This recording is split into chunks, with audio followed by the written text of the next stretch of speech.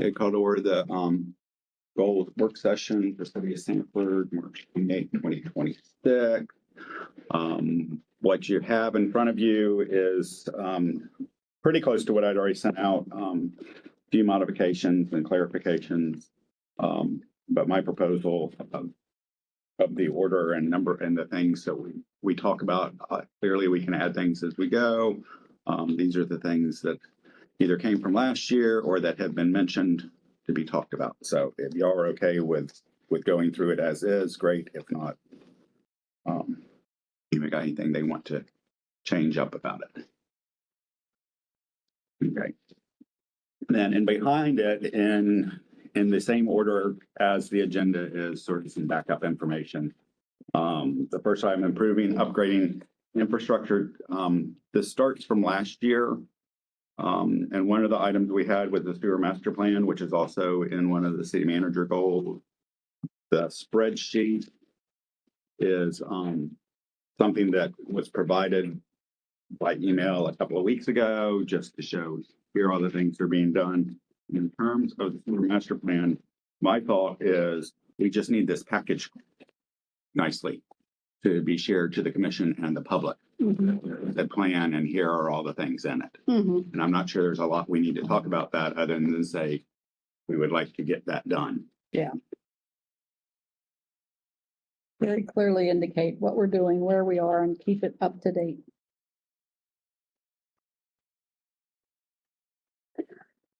I did add just a couple items to the agenda. On the first one, major infrastructure projects, should we talk about them all, or is most of that pretty much out of our hands? I took them all off because I thought we were pretty much out of our hands. Yeah, it's not, we did what we needed to do and now it's okay in their hands unless there's something. No, it's not infrastructure. It's not infrastructure. Okay, and then on the last one, for the planning department. Yeah, that's something y'all don't know anything about, that idea. And we're not really going to talk, I'm just going to show it and see if you want it as a work session. Okay. Gotcha.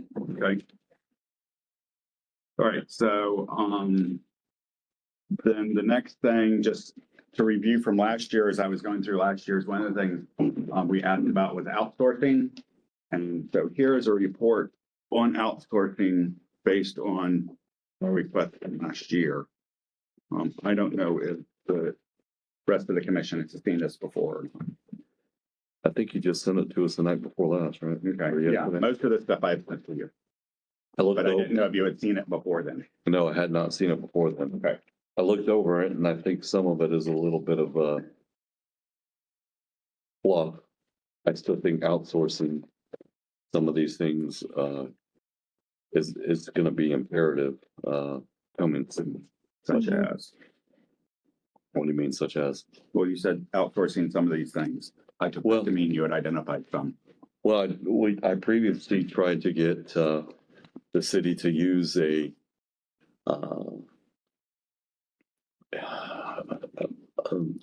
company that handles everything for Winter Park, handles everything for I can't think of the other cities right now. It handles everything for several cities. I'm talking facility maintenance. I'm talking I want to say yard maintenance, but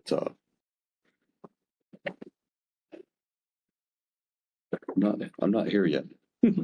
Are you talking about when they Streets? it was sort of like energy, it was based on the energy efficiency, and we would pay them. Yep. And then they would take care of doing all that. Yeah. And we got their report, and then we had to look at other companies, and then we decided not to do it at all.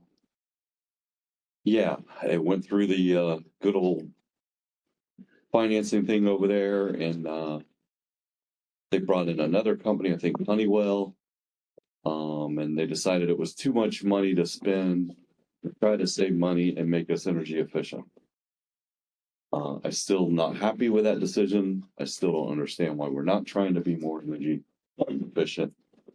And I don't understand why we're not trying to outsource some of this stuff that would take the burden off of our payroll, good word, not required. Cost of services. And why, Sounds like it's why worth didn't we do it? exploring again. I think there was some hesitation of, and I don't know, just Yes, I remember there was a fairly good sized upfront cost. And the general thought was, why are we going to pay them to do this? If we want to do this, we could just do it. and we And don't. I think the outsourcing part, We never got the outsourcing part that I agree with is if you have someone else doing it, they're focused on getting it done, and Right. that's what they focus on. Whereas we can say, oh, we don't need to pay somebody to come through and change out light bulbs. We can do that ourselves. But We that don't. means somebody needs to be paying attention to it to change out the light bulbs. We never got past the energy efficient part. We never explored the rest of it. I'm talking janitorial here, the upkeep of the good grief, yard maintenance, for lack of a better term. The flowers, mulch. A lot of the flowers and stuff, I thought is outsourced. Well, but that company would do, Okay. um, Oh, so you mean bringing it all into one? Yeah. Even the stuff we're already doing, sort of bring it into well, one. not necessarily some of the stuff we're already doing, but they could do it all if we wanted them to. But at any rate, Take away jobs from our employees. it might take away the few, and unfortunately, that's kind of part of where we need to start thinking, I believe. And even, Face some realities. yeah, even maybe positions aren't replaced as people leave. Does that make sense? Yeah. So that's something else, where, over time, and as we do a lot, we allocate positions from one spot to another. Because let's be honest, I still think we are understaffed in some of our departments. And so if we could free up some positions, and possibly save money, I mean, that's the goal. Then we can allocate those positions elsewhere where they're more needed. If we, go ahead, I don't know. No, you're fine. I think that if our superintendents, if our department heads, if we managed a little bit more closely, of course, I agree that we do need to outsource some things, but if we did some cross-training, cross-department things when we know hurricane season is coming, like the fall of the leaves that just happened, and we needed so many people to be cleaning our sewer drains and stuff like that. If we were able to move people around, I've noticed, not just only as a resident, but as an employee, and when I did the tour, we have a lot of people on one or two jobs versus I watched a hole being repaired the size of this table, and it took 8 people to do it. And it took all day with people, and I'm not saying that our city employees do not work hard. Please do not, I don't want that to be said. But I do think that management isn't done. I saw a superintendent come out, kind of watch, but there's 8 people on one job that took like 7 hours. And that made 0 sense to me why we needed 2 people to smooth the gravel out. And then another person came and then they measured it. And then the other person was on the big crane and did it, when that could have been at the most a 3-person job where it did not need to be 8 people. And then during that time, we waited for a truck to bring additional gravel, and we just sat around. Not, let me change that. Not that they sat around, but it was just, if you allow that to happen, then that's what's going to happen. If we had a little bit more management and we said, okay, we're going to, split this up. You only need 3 people on this job and on this job. And then we made it known that, okay, we're doing this because we're trying to keep your jobs. We're trying to keep you employed, but I'm only going to do what I'm allowed to do. And if my superintendent or my boss or whatever allows me to have 8 people on the job, then I'm gonna chill for 8. those are things that I think we can do. Parks and Recreation does a really good job. I'm seeing them, spread out, but we can do that throughout the departments. When we know hurricane season is coming, let's move some parks people over to stormwater and get all of the drains clear, because it's more than just downtown. I mean, Patrick District is full of trees. Claudia's district, I'm saying these 100-year-old trees, and I don't want it to be just about trees, but I'm saying if we did a little bit more, and you hate to say it, micromanaging and better use of our staff, that might help. Not saying that anybody isn't doing their job. I don't even think, baby, you're wrong for saying it would be micromanaged, just better use of the staff. Mm-hmm. If you got 8 people standing around and it probably could have just been 3 and you still 7 hours, there you go right there with some of, Well, I don't know all the specifics, but I do know that unfortunately, because of risk management, because of policy and procedures, and what looks like people not doing their job, that actually might just be their job, is to watch and they're making sure you're doing it right or you're safe. And they see something wrong, they stop you. Yeah. Not saying So- nobody's not No, I doing know. their job. So what may appear is too many people, they actually may have assignments that we are not aware of. So I don't want us to. When, Is it- when they came to put my, attachment to city border, which meant they had to dig and tap and come across the street. I went out and talked with them and, was I sort of had the same feeling. It's like, there are a lot of people out here, but okay, they each, and I don't know how much cross training can be done, but Right. the guy that you're paying to use the tractor, you're paying him more than the guy you're paying to use the shovel. True. And so do we want to pay the tractor guy to also do the shovel? Now, Right. if it's 2 people and they're just sitting there, there's probably some efficiencies. Yeah. But as I watched them, that's what I saw, they had different skills. The guy with the shovel did not know how to tap the water line. Right. And so the person who knew how to do that came and did that. Right. So The training, but I don't know how much you get to that. right. But our forklift guy can't smooth out the gravel. I'm just saying, let's use our time more wisely, and let's think of government almost like a business as well, because I don't want anybody to be fired or let go. I went through that with Seminole County and was laid off. And then when I came immediately over here, the city didn't fire people, but they had to do furloughs and different things like that. I just think that I understand what both Patrick and the mayor is saying, but we've got to be like strategic in how we use the people that we have. And yes, I know 8 people might have something to do, but if you're only going to watch for 2 hours, then maybe you could go do something else until it's Because it's not like we have enough managers to be there watching them every. right. But there are not only superintendents, but you have crew chiefs. I mean, you own a truck, you have people who are assigned for different things, but let's split up those 8 and make it 4. And then we get a little bit more done with the people that we have. Not saying that people aren't doing their job, but if this is my only duty is just to make sure that something doesn't fall. you don't have to keep worried about baby talking about not doing their job. We're just trying to find a way to be more efficient. It is what it is. Right. You brought that up, and we're just trying to find a way. Well, Can we put it into a goal? What is it we would like to see done? using staff more efficiently. Yeah. To increase productivity. Yeah, we need a SMART goal. I brought that acronym to Lockheed Martin like 20 years ago.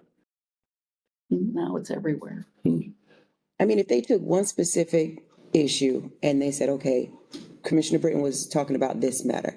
How could we effectively do this position? I mean, this job instead of 8, maybe 6. You could eliminate 2. There are times when 2 people might be out, just sick, but you still have to get the job done. So how could we look at that and say, okay, maybe I hear what the commission is saying. Instead of 8, how could we do it with 2? And if we really want to show out, how can we do it safely with 4? Is it a case of more cross-training between the workers? Hmm. But then that comes to, we don't have to worry about losing jobs either. Right, that's what Now, I'm trying to say. if it's, again, we're not just saying we're just doing something to put a Band-Aid on. Right. But if they are able to do it and we can get it done without bringing other folks in, we already got them in house. Well, I will say this, Brent, inherited, a lot of issues. And he and I talked recently. He is, finally working through, some personnel issues as well. Mhm. Mhm. And, And moving. he's gotten some pushback on personnel Yep, issues. he has. Moving some people around, maybe changing some titles, maybe some people are capable of more and some people maybe aren't. So to his credit, he's working through that, and this is probably something you will see improve as he has the time to work through all of his. Yeah, we talked about Department. that too, me and Brenton. Yes. But we're not gonna see it now, but Right. it's a good thing to look forward to. Right. There's some recent changes that I think are really positive. And there'll be some more. But it takes time. It takes time to learn everything this city has and doesn't have, and he's had some big hurdles pop up in his way along the way of learning. So And one more anecdote about it. During a hurricane cleanup, I questioned why is a truck with 4 guys going to clean gutters when, right. there are not many that many gutters at one stop. And, Right. and the response was basically, well, that team has 1 truck. So there's no other way to get them out there. Right.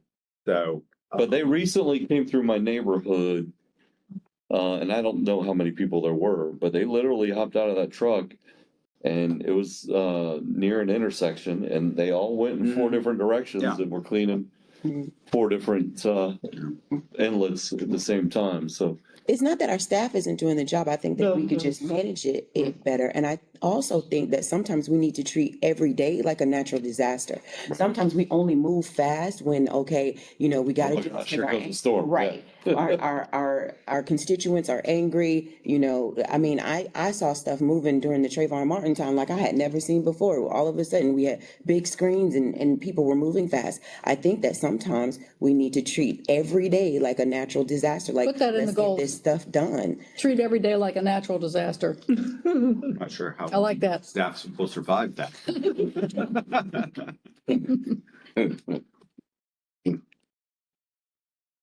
Okay, anything else on that? Did we close on outsourcing?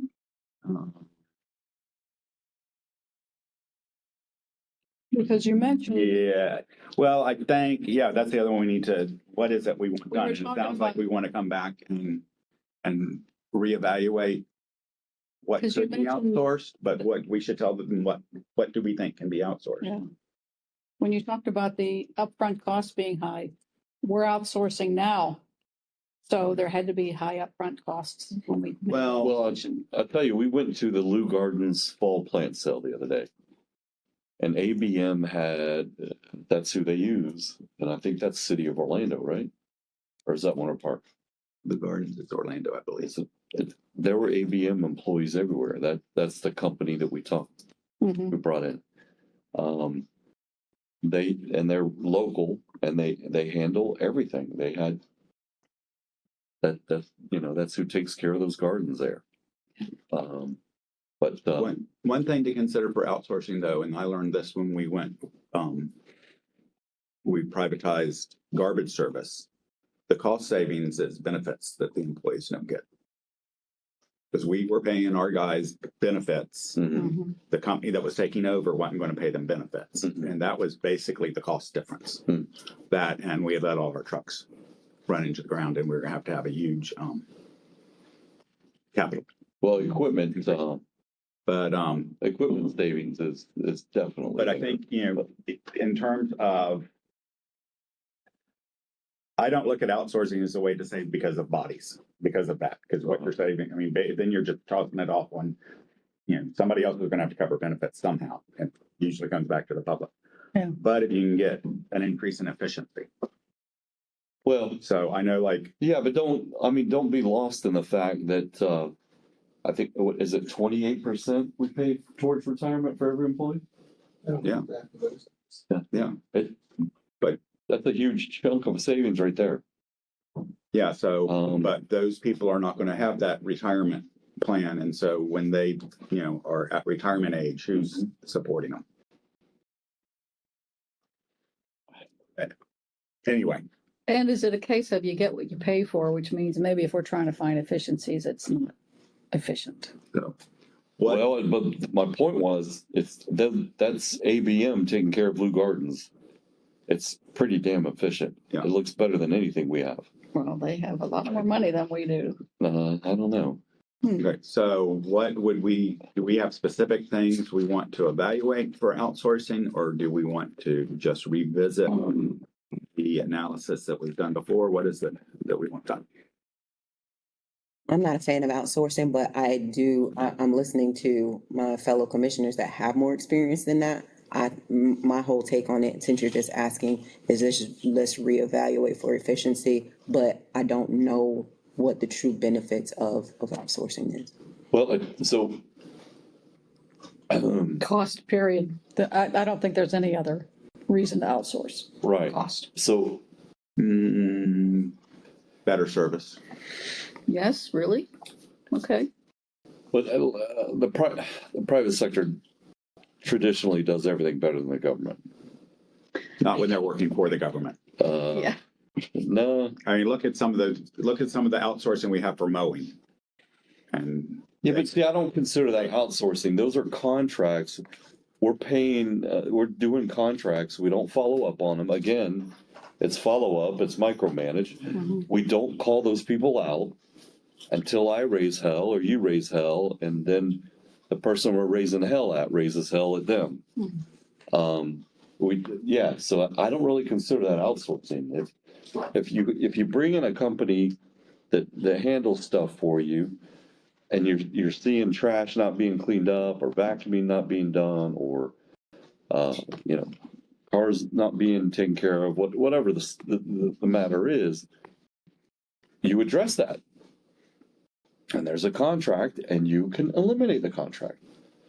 But we never even eliminate the contract for these mowers that don't mow. You know what I mean? we actually brought some of it back in the house. Okay. But anyway, what's Okay. the action item here? Well, so Should we explore any areas that we're not outsourcing Yes. now that would be potentially beneficial? So, I mean, in my mind, are we reevaluating what we've already done in terms of looking at outsourcing with ABM or no. whoever? Or are there specific things we would like to have considered for outsourcing? I think everything's on the table. And you're up for reelection. You're heading out the door. You're up for reelection? Yeah. You and I are here for a couple more years. We could be facing, and I think we are facing, some really tough choices. So Yeah. at least taking a look at outsourcing, at least taking a look at what that might offer us, I think is smart. I agree. And we don't have to do anything with it if we don't like it. If it comes down to the bottom line of, maybe people would be lost and they wouldn't be absorbed by the company or whatever, those are hard choices we'd have to take at that time. But it's. But I facts, so think we can have look some at it really and hard consider. choices coming ahead of us. They're going to have a special session on this property tax thing. I think it's going to go to the voters at some point. There's that potential, so that's why I say we Yeah. have to keep educating them. Right. So it might come up to them to vote. Do we lose 11 million? Do we lose 10 million? Do we lose 100 million? I don't know. We can't lose 100 Do million. we have do we have the staff to investigate potential outsourcing that we're not doing now? Can we do that in-house? Well, I mean, yes. I mean, we would just be asking them to do something else other Either it's not do this while you're doing this, So we or add something else do for this them. while you're doing this. Yep. Well, So- I don't want to pour more thing on the man. We're gonna be doing more of that with everybody. Well, but I think Norton and Craig, But during the budget process would be the ideal time, I would think, right? for departments to look at, are there things, That you can are outsource. there places where Yeah. outsourcing could be done? Yeah. Okay. Yeah, and consider it honestly. On that, I just go with the consensus of the commission. Okay, so make that part of the budget process, Mhm. right? Why am I so hungry? I am starving, but I can't eat that sugar. I can't either. Sorry. And I'm high. It's all right, yeah. What'd you say? You're high? My blood sugar. Oh, I have a peanut butter chocolate protein bar. Would that help you? No, I have a No. protein shake. I'll probably drink in a few minutes. All right, are there, under the list of infrastructure projects that I have there, there any that we want to pull out and say, we need to focus on that this year, as opposed to we want to focus on all of them? I think one of the problems we had last year with this process was we had 40 things that we wanted done. I've And got three. I would love to discuss the marina, the civic center, and the botanical gardens. okay, that's about the marine. Okay, so the marina, I know that like all of the FEMA and, you know, all of the stuff. But is there anything that we could do in the meantime just for appearance? So like, for example, it's just horrible out there because the posts are leaning, you know, things are underwater. We totally get that. We're waiting on funding. But can we just lift the post so it just doesn't look so abandoned out there? There are small things that we might be able to do just for the appearance. And then, yes, we're working on it. We're waiting on funding, this and that, and all of the pieces of the puzzle has to get there. But what could we do in the meantime? Well, so a couple things. I did speak with Craig the other day. Mhm. I asked if we can start looking for other funding sources. Mhm. Let's quit waiting on the government. Let move ahead. what else is there for us to? But here's the answer to part of the answer to your question.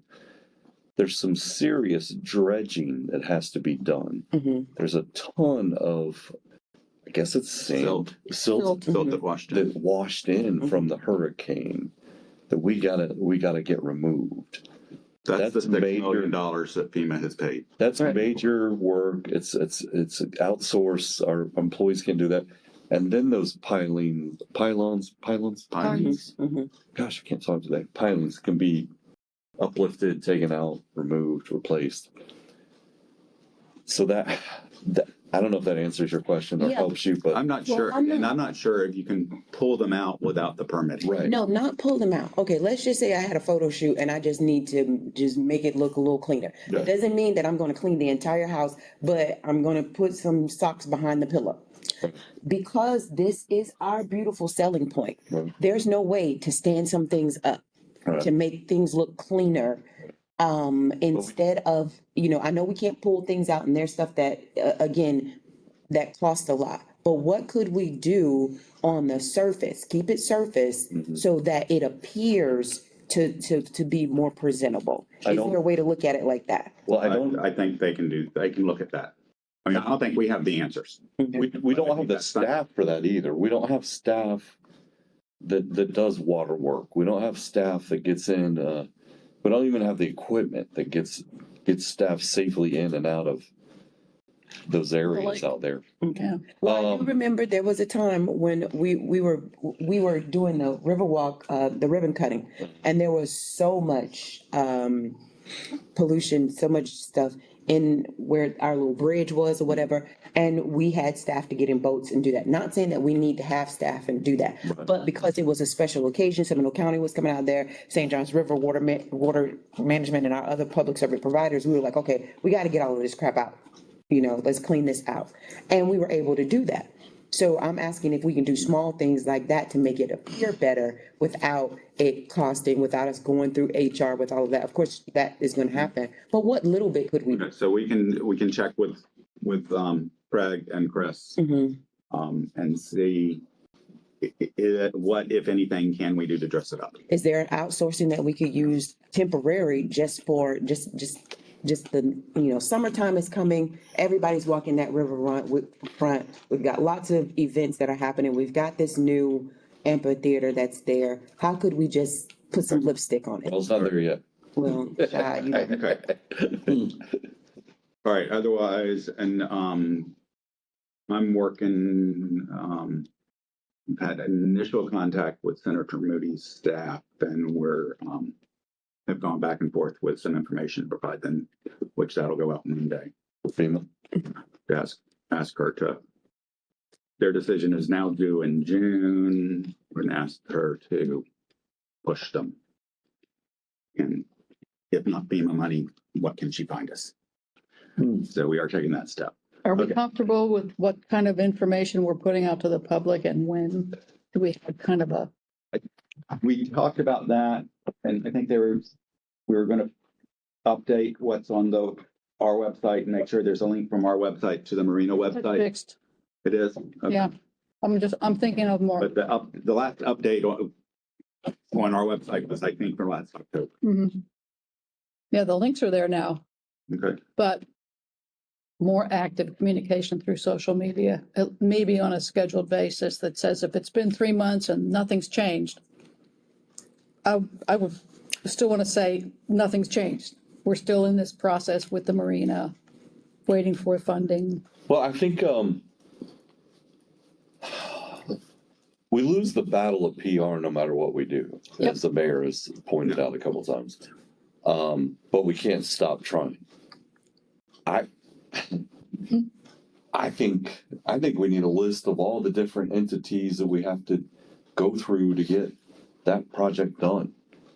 I don't think people understand that we Yeah. just You can't mentioned just, that the other night. I don't Step think they want out. to understand. huh? They don't want to understand. Well, that's fine, but The 13 of them are gonna bash us no matter what. And I know who they are. Yeah. 13. Talking beyond the 13. Yeah, we all, And it's no matter what we put out there, Mhm. those 13 people are going to well, something. Now, the other 68,087, Very good. maybe getting something out of it. Mhm. well, I don't know.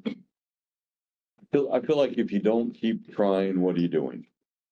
I'm with you. Valid. Yeah, I think I'm moving past with Commissioner Hoffman. We should, because guess what? There are a lot that do believe in what we're doing. And when you give them more information, be able to stand on it, people are going to follow what they want to follow regardless. I don't care if we put it right there and we tell them it's blue, they still want to say it's red. But to the ones that do believe in what we're doing, it's great to have the information there for them to see. You gotta Read a- manage it right, though. Yeah. I mean, I do get that you're gonna have the naysayers, but we can't give people a platform. You gotta package it right, because we do have, Art said about 13 or whatever, but you do have well-educated people who are also complaining because it's not packaged well. And I agree with them. It's not packaged well. The information it leaves lots of room for you to tear it down or not look at it in the positive way because of the packaging. Well, It's all about the narrative, what you put out there, how you put it out there, and when you put it out there. While we're experiencing something negative, the next day you don't go and say, well, here's the marina. Well, I've got 100 people now who are pissed off about something that happened elsewhere, and I'm just gonna use this as an opportunity. It's all about just navigating our social media. I wonder. Very true. I had this. I made this comment the other day when someone was attempting to attack us.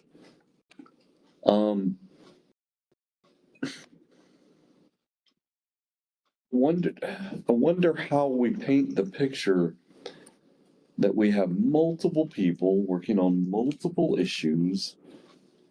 Oh, well, you guys are worried about the marina. What about this? Well, we actually have someone taking care of that and this at the same time. Does that make sense? Yeah. Yeah. And I Yeah, made why are you the, spending $6 million on the marina when you got homeless people? yeah, we Why aren't you actually, spending that money on the sewer plant?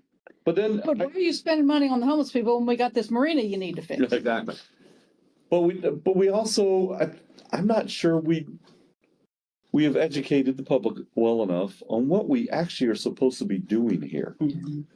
There's a limited amount of what we are supposed to be doing. We do way more than what we're supposed to do. So maybe Yeah. we promote, once it's really up and fully functioning, a dashboard. We put that in social media, and this is where you go to find out all the projects we're working on and what their status is. True, but I also, even like some of the roads and some of the projects have been done, we get blamed for DOT crap.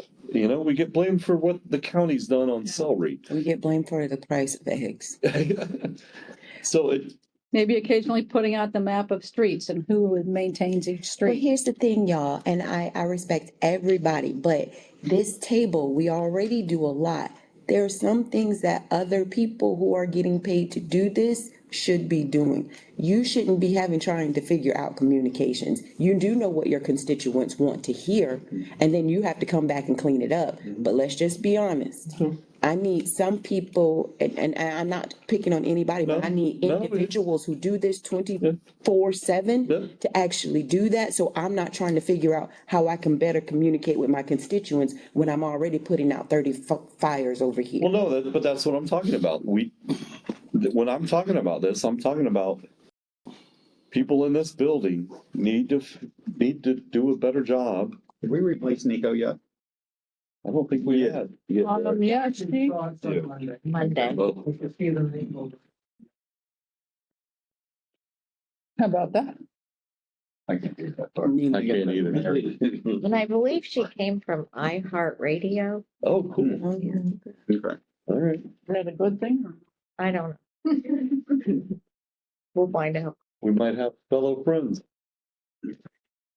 That's good. I think So- that goes with the department heads too, because when I had a communication, it was just saying, okay, well, that's the information I'm getting from department heads. So if that's what we need to, request from our city manager, that they get better information so that our communications office can put out better stuff, but it has truly been lacking. Okay, so there was the media plan that the attorney and Lisa were putting together. We need to find out where they are on that.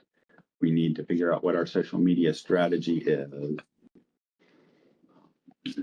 But I think that plan has more but to do about what we should be saying and Basically, doing. that's what it was. No, Yes, it was. the back part, yes, the conversation with us, yes. But the other part of that is what each department is supposed to be doing in terms of sharing with the media department. Are you sure? Communications. Yes. When I Okay. read in it felt like, It felt like it was us. because I Read the next page then. I did. Maybe I got time. Maybe I didn't like what I was reading. That stuff. Y'all in that social media. Well, it's the No, way. because there was stuff about, how the departments are supposed to feed the information. And how they're supposed to identify, oh, this is something that should be passed on. Yeah. And that's just the part I remember. Yeah. So, I think department managers do it every day. And so they don't even think Yeah. to give it to social I don't want to- media. and that was the point of that Lindsay and Lisa were making. Yeah, they just, that's their job. They do it 7 days To a week recognize when they need and to let. But I don't think that's their job. That's- I think it's not important. They Well, would never even. how else look do at you them. know?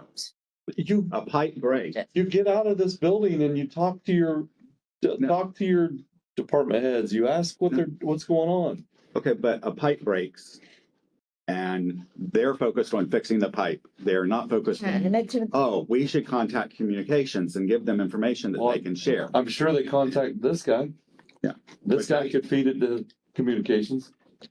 That's, They let somebody know that there's a pipe break, don't they? I But agree. that's an extreme circumstance because they do have to get that message out. And they know Right. that. but that, from what I remember of that conversation, that was part of it. We still Making sure those connections were made. And if it's, if it's the city manager's job to identify those things, great. So we only have one person to focus on. I don't want to go too far down the rabbit hole, but we're still in the same calendar year because these goals are for next calendar year, right? These are, Or current goals. We're going to start these immediately. yeah, Okay. We're still coming out of the stink, right? mm-hmm. And the stink went on and on and on and on before we actually communicated with anybody about what the stink is, where it's coming from, what we're doing. So let's not forget that. Mm-hmm. I don't think we should forget Well, that. no, but everybody knew in this building, everybody knew it was stinking because it was right here. Mm-hmm. And nobody in this building thought to communicate with the public about it at all. I did, and then then all of a sudden we had to have a meeting about what we're saying. But Social media. that's my point there is department heads are great, but goodness gracious, people in this building knew it. And we did nothing to address it. It was almost like our heads were in the sand, which really troubled me. I'd rather be in the sand than in the sewer. All right. So that covers the marina. All right. Civic Center, you said you wanted to talk about? Yes, so I still don't believe that we're packaging the Civic Center well. I mean, of course, yes, it is booked out, but there's still like minor things that we can do to showcase it. I don't think that I think we should put some money into staging it, showing You're not talking infrastructure, you're talking. Well, I guess that is infrastructure too, because they have tried to do the lights on the top. I know these things cost money, but the roof, the ceiling, like the different panes, there's patches and stuff like that. It's an architectural beauty, I guess. I don't care for it, but it is still our civic center. And to me, every time we start talking about light things that we can do to upgrade it, other than what the CRA is doing, then an air condition malfunctions and we have to spend more money on that. But I still don't think that the Civic Center is marketed as well as it could be, as far as talking about the, well, I guess I don't need to talk about that because we're saying infrastructure. I've said since I got here, we do not market our facilities well at all. Mm-hmm. I don't think anybody knows about Betty Smith and what you can do there, the Civic Center and what you can do there, et cetera, et cetera. So we do need to market our facilities better. I was shocked to find out the Civic Center has no heating. Mm-hmm. So even if we marketed it better, I'd be scared to rent it out in the winter Well, but for a major event. but that's some of our our issues that we have, is because it's always about the what if, and in government, I know we have to think about that. But I mean, even if you look on our website, you don't really see what the building would look like if you use half of the facility. Mm-hmm. If you use the whole facility and it's completely decorated. If you only use the exterior of it, we don't really even show how beautiful it is just for our seniors. Mm-hmm. I think the landscaping could use a little bit more. I have seen some of the artwork that's there, but it is one of our biggest facilities that we have. And I think just a little bit more elbow grease would go a long way with that building. Yes. I mean, it is booked out, so we can't just say, Yeah. hey, Well, and then we get complaints that we charge too much, even though we don't. yeah. And then we're asked to waive the fee for things or to help sponsor the event that's being held there because it costs so much to rent it. But it has increased, but has it increased gradually and appropriately? Yes. Okay. But every city has well, not every city, but most cities have a civic center or a large event center, and they market it to be a beautiful place. And I just think that we could use just a little bit more of our civic center, since we're not getting rid of it and we don't have a lot of money to really invest in it like we want to. But and I'm not gonna talk too negative about it because I really love what we did with the park on the inside. It is green, it is beautiful, the tree, the new tables and chairs, it's lovely. I would love to see, more activity in that space. I think the CRA did an excellent job with the windows and stuff. We could just use a little bit more marketing or how we package it together and not just a wedding, baby shower, or family reunion, but events that come here. And so that they stay at our hotels and they eat at our restaurants and things like that. If you're visiting the Civic Center now, you're eating what you bring there, Okay, so I've got that, but in terms of infrastructure on the Civic Center, because I have suggested we start going for the historic preservation grant to, What happened to that? I thought we were doing that. Mhm. what do you mean, what happened to it? I thought we talked about that a couple of years ago. We were working We on it. didn't, Julie's, if I remember correctly, Julie's suggestion was not to go for it until we had done some of the deferred maintenance. Okay, And so now he thinks we're we're at the ready. point. The problem is the state is probably not giving out Mhm. those grants, but it's worth, You don't know I mean, you until you don't know apply. until you ask. And we can Mhm. also do Federal. legislative appropriations. We can look for other things. The question is that something we want to push out there? Let's get this done as one of our key things, because we have a lot of things to work on. I mean, to me, it's, I can definitely fixing see it needing. fixing that up will lead to what you want, I think. And this is a little nit, but when you're sitting up in the front in there and looking at those panels underneath the stage, those need to be replaced. Yeah. They're disgusting. Well, not Okay, so is moving forward with Grant trying funding. to get Yes, the historic yes. part of it done. Okay. And then you want to talk about botanical garden?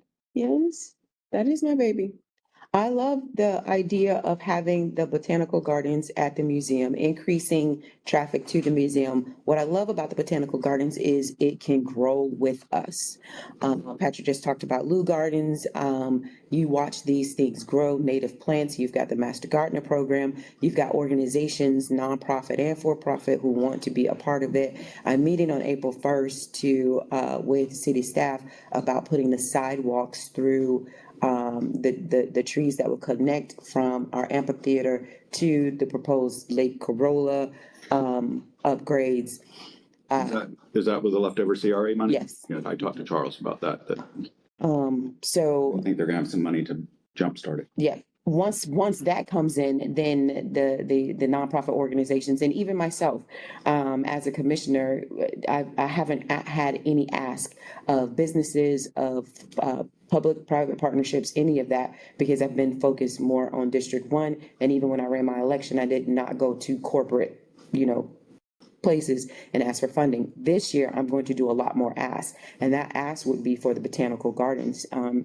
With those sidewalks coming in there, it'll be more easier to say, okay, this organization, this Fortune 500 company can sponsor this area or these benches. And then, as it grows, then possibly the gate, going around it, maybe, it costs for you to get into every other garden. Then that way it will be able to maintain itself. Sanford has a lot of wonderful things. We really do, even though we hear a lot of complaints, but it is a beautiful place to live, work, and play. But we want to add some things that you can also see and do other than just eat and drink. What are other reasons that you visit here other than an event? And I love our history. I love the museum. And I think that botanical garden would really work. And I believe that space adjacent to the museum has been underused. It's just, I think maybe the Parks and Recreation does the egg hunt. And then Brigitte does a really good job with her reenactments there. And I just think that if we could get behind those organizations, which we are now, with hopefully this leftover CRA money, with building that botanical gardens, that's something that is a legacy that will grow with us. That's my stance on that one. Well, you have to remember Lou Gardens started with a home on that property and a man who Yeah, it was his garden. Mhm. designed Just it grew it. and set it up. Right. And so it And it's not owned by the city, No, is it? it It's took owned a by long, nonprofit. it took a long time for that. I know, and we're That's it. starting. And we don't have the space that Lou had. So we don't have to have that goal either. Right, Yeah. that's not it. Corolla is beautiful, but I mean, we've all seen what Parks and Recreation did for, when we thought we had $2 to spare. And I love that idea of beautifying that area, and then also the increased traffic to the museum. We do not get the traffic like we would like. I sit on the museum, you have people who are very dedicated to it. I had to fight with, code enforcement just to get the "we're open" flags, and then turning that into government speech so that we could have the flags that say that we're open. I don't think we have any business putting any money into a botanical garden when we have so many other needs to run this city. We wouldn't be putting anything in it. I'm saying let's get behind organizations who want to do the We're gonna offer the fundraising. space. Okay, Right. okay. We offer this space and we say, okay, you guys want to do that. If you can provide the funding, if you can get the sponsorships for that, then yes, we agree that it's a good idea. I don't think we have a quarter to spare at all for But it. remember, Mhm.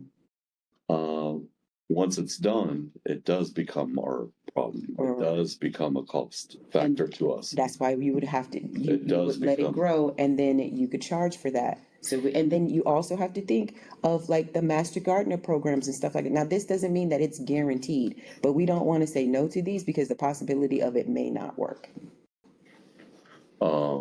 But I do know the sidewalks are already being talked about. Mhm. And I don't think people still understand what we're trying to accomplish with Lake Corolla. Well, I went back and looked at the Lake Corolla contract, or that whole $5.4 million thing. 2 point something million is the seawall for The wall, Corolla. the wall it's a massive undertaking. It's 32 feet deep. They're bringing in those panels. Yeah. Again, I kind of want to be here to watch it. It's going to have to be brought in by cranes, I think, and lowered in there. It's So going to that's be where the social media comes in. yes. Yes, see, but we don't, that's not us that should be out there trying to relay that message. We had to come in there and clean it up and say, well, but no, it's this and that. And then I had to call Brady and then I'm like, hey, give me some different pictures, give me some more information. Let me highlight this and break it down. But anyway, back to the botanical gardens. The sidewalk is the first part. I'm not saying that the city needs to put funding into it and let's build $1 million botanical garden. I'm saying we're starting towards it and let's just say, okay, we think that it's a good idea. If we're starting with the sidewalks, the commission agrees with that. If they're gonna get some benches and they've got Wayne Dench to support it, yes, we support that. And as it grows, then it grows. But not saying that the city needs to turn out this big master plan and we're paying for it. Okay. So let's.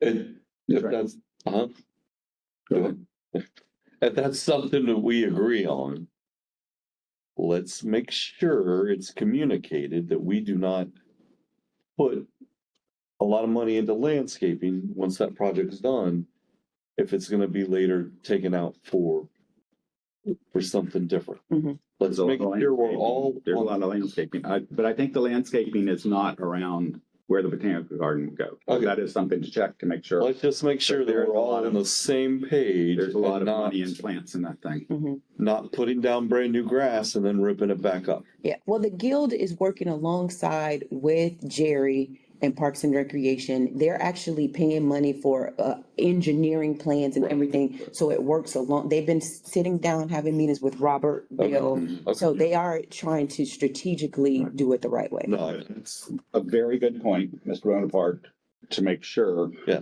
let's not. that even though these conversations are going on, that doesn't mean somebody didn't say, hey, we shouldn't plant stuff here.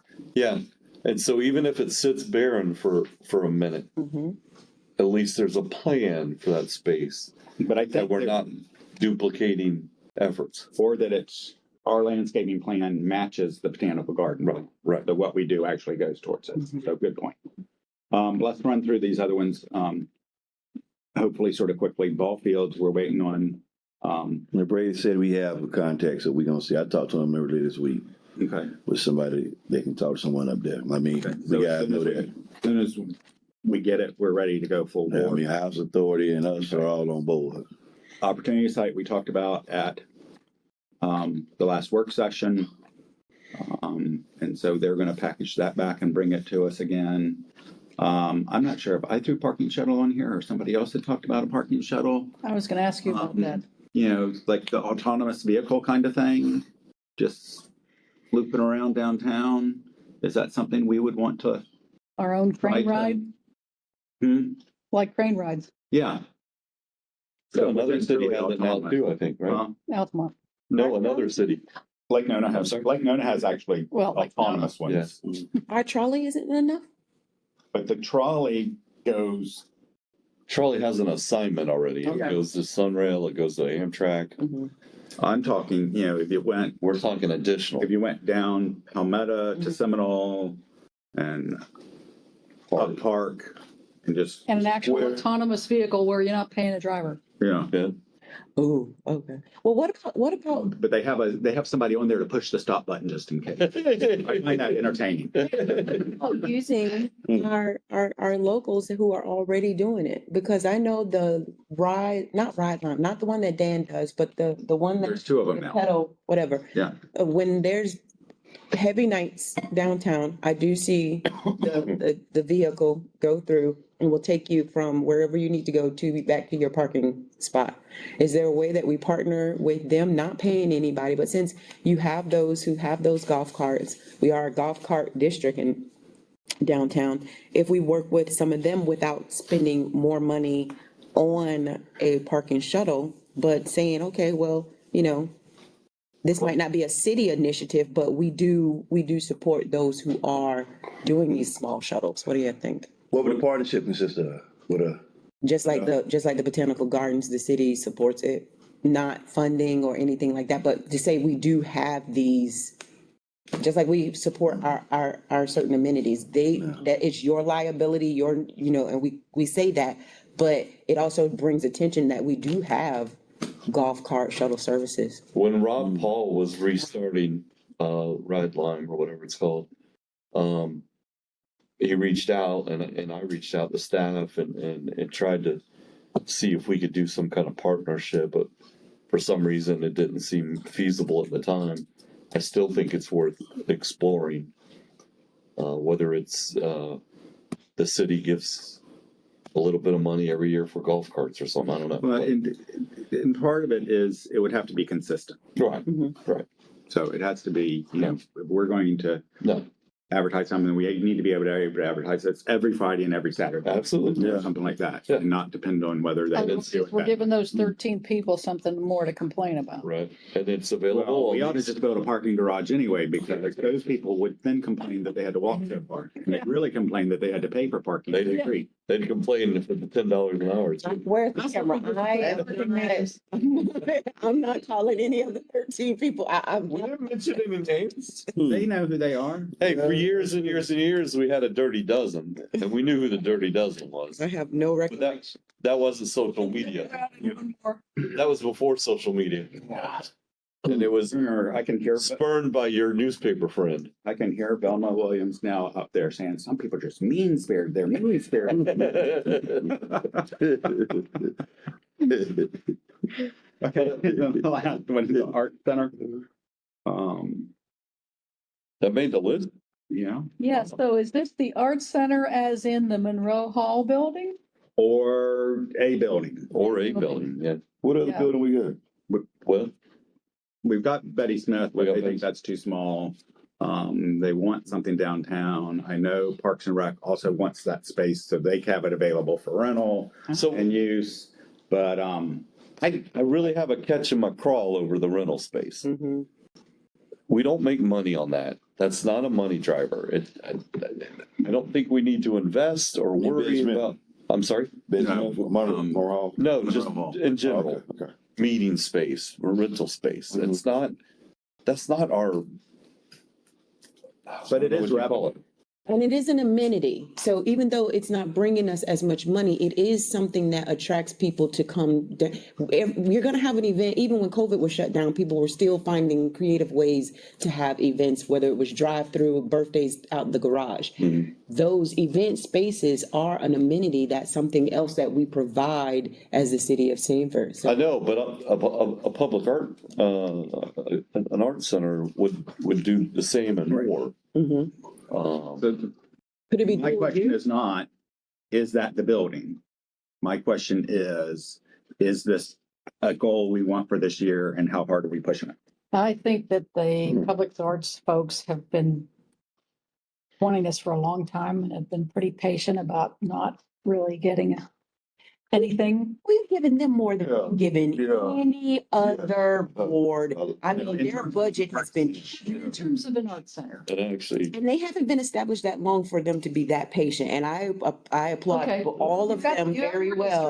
I they've But been around since I've been there. That's a long time. no, they got here when I got here, and I've been here 6 years. I mean, we've had boards, but no. Yes, it started with Christine Dalton. Right, and that's when I first came on, because they had to create an arts commission because they put up that thing in front of the fire station. And that's where it came from, and I first came on board right then. Okay, so what we're going to do about Art Center, I still really would like to see as part of the opportunity site, a building there on commercial facing the lake. I love That's that idea. actually But an event space. So think about this. Well, Think yeah. about this. And Think an about art this. center. Monroe Hall. Get it built?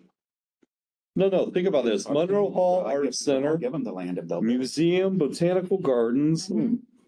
We would have, Apartments. we would actually have maybe some stuff that people would come to the city for. I agree. A little Where we mini got the arts money? district. Yeah. Where Yeah. we got where we gonna have the money for that though? I agree. I think it's great.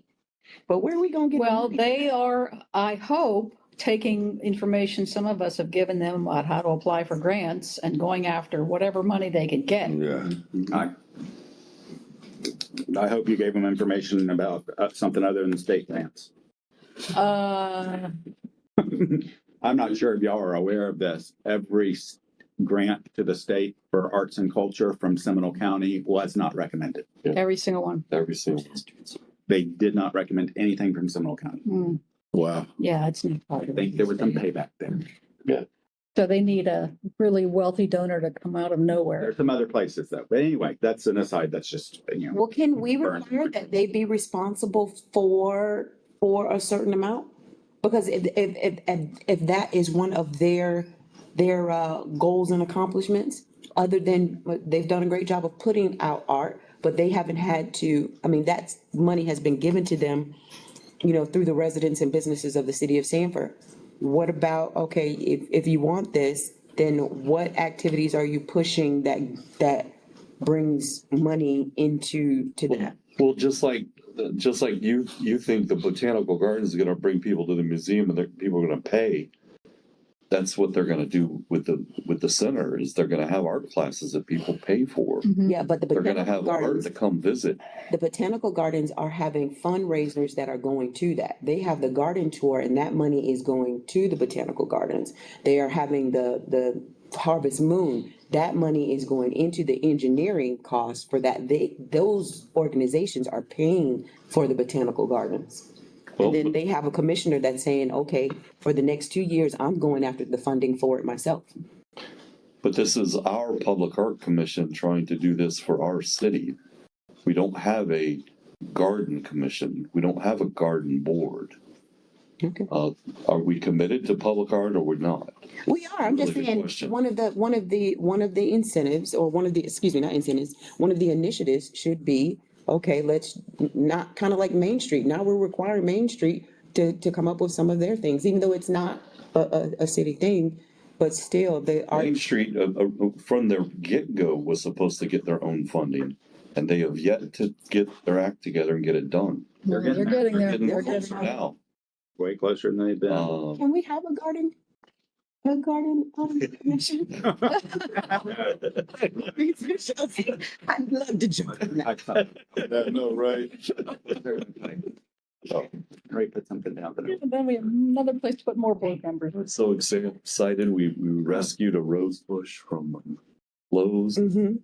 And we had it on the side of the house and I was taking care of it. And finally I said, you know what? You're going to a home and you're gonna work.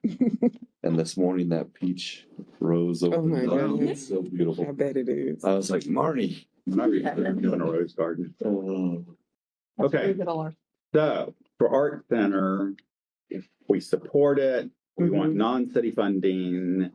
We're not 100% sold on it being at the Monroe. Monroe Hall, but we do support a location downtown. Well, let me ask you. Something that we could put into our RFP, that part of what you propose to us is an arts center. Well, let me ask you a question because Mhm. you're more into facilities like I am than maybe our friends. I feel like Betty Smith is so underutilized. It is. It is. It And it's is. such a weird space. It It is, is. yeah. But It's a but weird space. I think art could be really beautiful I in that agree. building. I agree. Because it's hard to have an event there. Expand it so they could have the room. No, for the no, no, no, no. classes they Hold on, wanted. I'm not done. I'm not done. What if we had the concept of multiple spaces? One is for displaying and one is for classes. Maybe classes could be held in the civic center, in the senior section, right? Is that used 24/7? I don't know. I like the Betty T. Smith as an art center. I do. I too. really do. There's not room for the classes there, and I can tell you that because I know what it looks like at Hopper. The senior? No, Betty Smith. No, I know that. I absolutely know that. The I'm problem- saying. let me finish.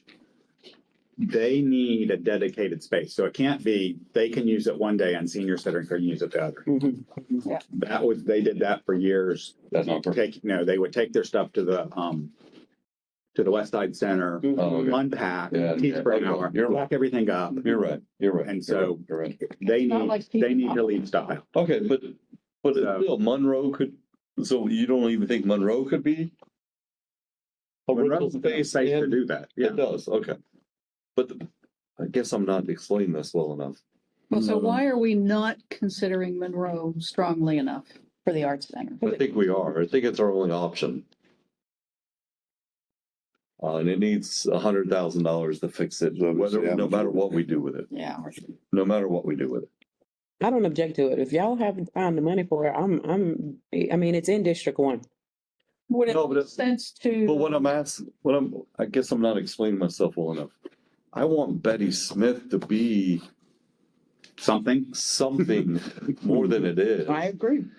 Maybe it's where art is displayed. I agree. Maybe But then I don't want to be a naysayer, but for it to be displayed, somebody has to be there, open the door to let people see it. well, that's So now you got to staff it. Yeah. Well, you probably have to staff it no matter what kind of idea we come up with to make it used more. Well, But I don't think just an art museum is the right use for Betty Smith. I do agree it is very underutilized, but I'm not sure what we use it for. Could we start with the art commission using that for the 2025, we're in 26, Jesus. 2026, 2027 year, I and then think let it so. grow? I think so. Until Monroe is fixed or whatever. I mean, because they can house their stuff upstairs and then, use the space downstairs. At least that gives them a starting place, and then they can grow until we find out where we have additional funds. That's maybe a good idea. And can Parks and Recs? You said there'd be enough get room for creative with the classes? Staffing that they have now. Well, they got to give it, To start. yeah, so, I mean, hey, yeah. Certainly more than they have now. Well, then there you go. You can put about 100 people in their tables and chairs, and you don't need 100 people for classes. I mean, there's Yeah, you space can do, on both let's- sides of the let's stairs. suggest that to them. Okay. You suggest that to them. You're their person. There you go. You demand. But tell them Commissioner Britton said, because they think I get on them real. Right. Okay, moving on. I'll say Sheena We're was at an hour and 13 kind of- minutes, and I thought the first part, this part was only going to take like 15 minutes. So I should know better. Okay, I'm scared to bring up this next one. Mhm. Okay, but as I look through what we did last year, we talked about this. And if you look at, I didn't print the other document, but their NeoGov and what the departments are doing in terms of the customer service stuff was in one of the documents I emailed you. These items, I don't think we're well covered. And I didn't remember what the don't pass the buck thing was, other than I think it was Patrick. I put that in my evaluation, the passing the buck. Well, so, I don't know where we are. Where are you We're reading? on that? number 2, there's no backup document for this. We're right here. There. Well, part of this from last year was Okay, okay. talking about the whole permitting process, and we know that that's under improvement now. I still I really want to see some examples of the whole process in a workflow chart. The good workflow, the bad, that's probably where that came from. And that's one of the things where they have done some, and I guess I should have printed this piece that I didn't print. They've done some, but they're not online yet. Print. So, but Yeah. we want that done, right? Yeah, We want if we've got these, I'm here's still. how you open a business. Here's your pamphlet. Take it. We want those done, right? Yeah, and Okay. I want to see some real proof that all the work that's been put into improving the efficiency of the permitting process has happened. Well, they're still going through that study right now, so I don't know as if all of this has been, The report is almost done, Yeah. is what I'm hearing. Okay. yeah. So then I think some of that starts to, Yeah, so if it's not done as of today, it still needs to be But on our that's- goals, an yeah. important one. But that's one we need to push. Yes, Okay. So, Um, and I don't know in terms of staffing, how that happens. It sounds like and I can never remember her name. Amy, Is it Amy? Amy Michaels, the ombudsman. No. Oh. The Elizabeth data Jones? person, Elizabeth, thank you. I always want to call her Jennifer. Elizabeth Jones. Elizabeth. I don't know if that's her job or can be part of her job to look at. remember Elizabeth, I'm the only one that remembered your name. Art doesn't know who you are. I have 100 kids. I don't know anything. She's the data queen, the I don't know, dashboard that's queen. a job that can be assigned to her to sort of like, what are the workflow documents we have? But, and I think that was another thing we had asked about last year, do we even know what we have? Yeah, Right. how close And are so we to that one, something that we can it get? looks like work then was start- done, but I think we need to actually push that. Don't pass the buck is twofold. One is if I go to Kerry and he's got a shirt on that says City of Sanford Parks, and I go to him and say, "Hey, Kerry, I need to get a permit to get my plumbing fixed at my house." Oh, I don't know, man. I don't do that. Yeah, Mm-hmm. instead of, that's not No. my department, Yeah. but here's who you can contact. You need to go down to City Hall. You need to go ask for Art. Art will help you through that and. Yep. Don't. Okay. Exactly. So, And then the other part is, hey, Terry, how come these potholes are still out here? How come? We just don't have enough staffing. We're so understaffed and we're underpaid, and they fixed potholes in 20 that was- that was what was being said over and over and over and over when we were going through the backup vacuum sewer system issue. We were blaming everybody and everything else, but trying to get answers and trying to get it fixed. And the same thing still happens with fire. Oh, we're not paid enough. Oh, we don't have enough people. Or the police. Oh, we're not paid enough. We don't have enough people. No. Stop. What are you doing right now? Get it done. Don't wait for. And so that's part of customer service. Right. That's. What if we took every public facing employee and put a card in their pocket with Norton Bonaparte's phone number? Well, no, but, and I was just thinking about that. We could Just kidding, make no. sort of a business card Yes. that on the back had key Phone numbers, contacts. yeah. And so I don't know anything about that, but here you can call this guy. And whether you're a. And I have a stack of these cards in my truck. Yeah, because you gotta be fair to them. Yeah. They don't know what those departments are doing. They, That ain't what they doing, so. right, but they were initially supposed to do something like that. Remember when the guy kept coming around with the cameras? Mhm. And then we put up the signs because now, just like we just had this last incident, they were trying to catch people with the Oh, public records request. Oh, yeah. correct. So during the training, they were supposed to have something because you could technically go to someone in Parks and Recreation, request a public records request, and if they say they didn't know, then That's a violation. that's a violation. Yeah. So the city was supposed to be working on some kind of card and training. So if that happened, well, I guess it kind of fell off because I don't even see the signs out anymore. And then they stopped, it's kind of like it happens and then it goes away. Yeah, I don't remember about the card, but I know there was training that if someone asks you about public records, here is you need to contact. Well, keeping that all in your head is one thing, but having a card to pull out of your pocket. Right. To answer what you said, we should have some employee orientation for new hires where we talk about what the city does and just a real brief kind of information for you to learn from. Yeah. I know they have an orientation because Lisa talks about Mhm. the public records in every Okay. new hire orientation. I don't know, So half a day, I don't know what It else could goes on. include, I'm trying to remember if I even had one. It could include, no matter what your job is. Right. There's a possibility somebody's gonna ask you this kind of question. somebody's going to Here's what ask you you for do. something you don't do. Y'all, look here. The easiest, again, the car is gonna be the case. I'm not coming to work. It is what some people gonna do it. We ask them to do more, and they might be stressed out on their job they got going on. Yep. And you telling me to tell me if I'm working in Parks and Recs and you come and ask me about something going with Pyramid, I'm just gonna be able to tell you who to go to. The simplest thing is to me is to be able to have the card. This is the information. This is Pyramid back here on it, and then this is what we got going on. We can do the orientation and all that. Listen, if you work for a government agency, your number one priority is customer service to the public. That is it. I agree, but I'm talking about, hold on. Are we talking about folks out there working, or we talking about folks in the building? Keep it Or for the folks, if, Everywhere. I understand that, guys, I'm not saying that they should. Keep it in But your I'm just truck. saying, Keep it in your pocket. Yeah, I don't care the where you card, keep it. yeah, Yes. Well, no, I said the card, yeah. Yeah, so, yeah, I'm talking right, the so we're in card. agreement that there should be a card that every Yes, employee can yeah, use that that can part. hand out. Yeah. Okay. Well, no, because the goal was improve customer service, right? That's an idea to improve customer service. Yeah, that goes back to the don't pass the buck. Yeah. I consider it a warm transfer.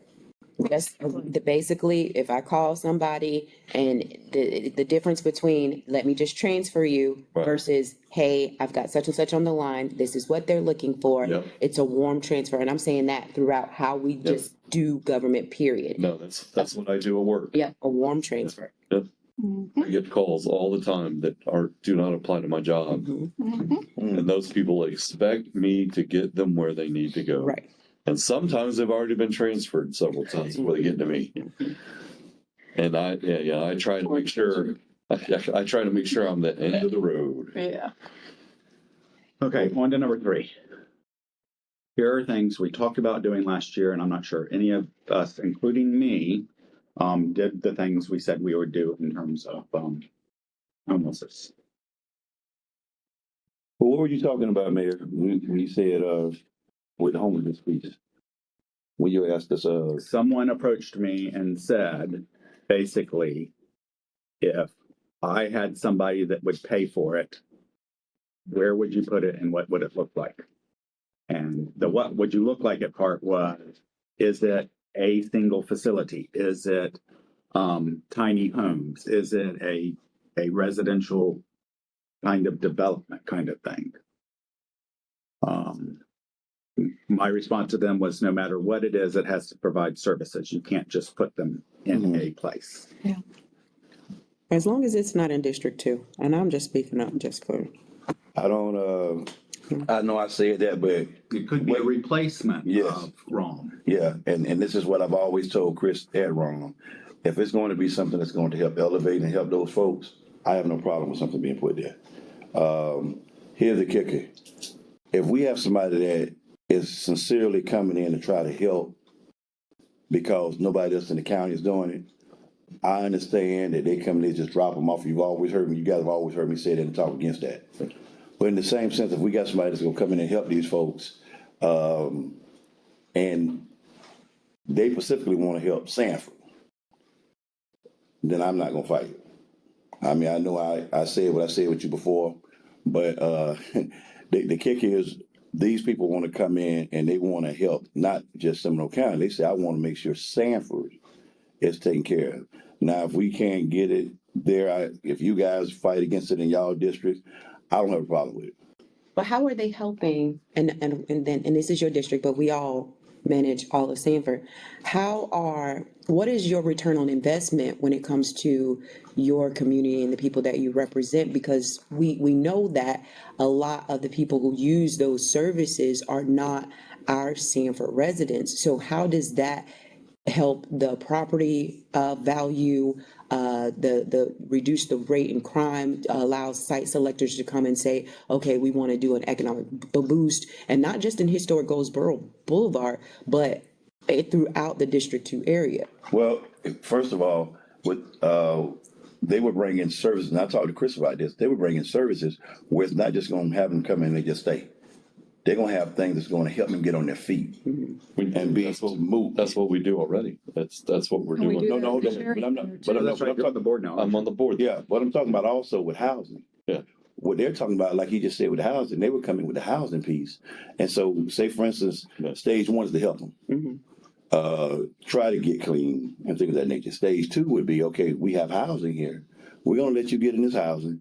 We're going to help make sure that you're going to be able to be sufficient to make sure that you can move forward and you don't have to stay in the homelessness. So if we got something that's in place that's going to help them do that, because here's the kicker. Either way, nobody else is in the county. It seems like they're jumping up to do anything else other than Send them where here. you at with the senior center. So would maybe our ask to these people would be not the initial homeless shelter, but the second step of, Help it. supportive housing for them to move. Because that's one thing, and I assume we all get this, like, I've got somebody, they need a place to live, they can only pay this much or whatever, where can they go? Yeah. And there's not anywhere. Yeah. There's very few places. I know Rom has worked very hard at starting to find those places and find a place for them to go. Well, we have it in Yes. District 1. We have perfect example on 3rd Street. God, her name is escaping, Yeah. right? But she's doing an amazing job, but it's not, it's addressing It's just- not necessarily homelessness, but those who can't afford today's living, but you go through the program. God, I can't think of her name right now. But she's built 2 phases. The It's something right for down the good, street. homes for good. Oh, It's almost near the county services. And that's in District 1, and I support that fully, but it is not a homeless service project, it's a No. housing thing. And because there's the difference between our homeless, right? And our moms who have lost their job and our employees who are barely making it. And then there's our chronic homeless, and then there are people who want to live off the grid, and then those who get dropped off to the city of Sanford. What she's doing there fits the bill of workforce housing. Yeah. I'm thinking one step below that. Right. Yeah. We're talking about getting them to that point. Yeah, that's a difference. But also I will say this, ROM does not have enough beds. And when we had the cold spell, Oh, yeah. thank God, the Methodist Church Yeah. opened up and allowed more beds. We had people on the streets in that cold weather that did not have shelter. So we do need more shelter space for our unhoused. Our unhoused, and that's I don't want to sound insensitive. Yeah. Are we talking about our unhoused or other unhoused? Because I want to make sure that our tax dollars, our energy, our effort, our support goes to the people of our community who have lived and worked here, and they're facing these issues versus let's be the catch-all for Seminole County because nobody else wants to do it. So now we are the open arms. But my thing is this here too. It doesn't work If that way. it don't work that way, and second of all, if we got people that's got money that's gonna come in and gonna do it, and it's gonna help folk, I have no problem with that. Me neither. Because we got folks that have money that are going to come in and they want to service this and take care of this for us. Our folks. We can't- The statistics I am aware of and have seen year after year is there is some that come in to where the services are, but most of the ones you're servicing are the ones that are here anyway. They're already here. As Um, long as we're serving our community, I don't object to it. Well, so, Can I give an example? well, I'm trying that. But I want you to understand that the unhoused, sometimes end up in desperate situations and take desperate measures that do affect our community, Mhm, do affect our residents, do affect the tax value. mhm. So that's the fine line that we're walking, is keeping them from being that desperate that they do things that do affect us. But And so- if we're providing, Patrick, and I'm saying this respectfully, Mhm. if we're providing the services, we have the health departments, the True Health, we've got the missions and all of that. What, I'll give you a perfect example. Last year, we had a big issue with homelessness in District 1, 2 deaths that happened at our parks.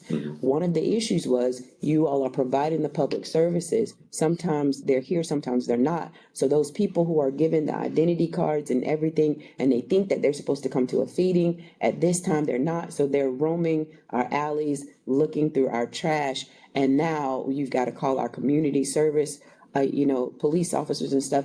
I'm not saying I'm trying to get rid of the homeless people. I'm just saying we shouldn't be the hub for it, because then that leaves additional issues, because people are like, okay, well, where do I go now? Because Grace and Grits is no longer here, and I was told that I was supposed to, and I'm not calling Grace and Grits out. Oh my God, just giving an example of that trickle effect that happens in our district, because people are thinking, okay, well, this is where you need to go.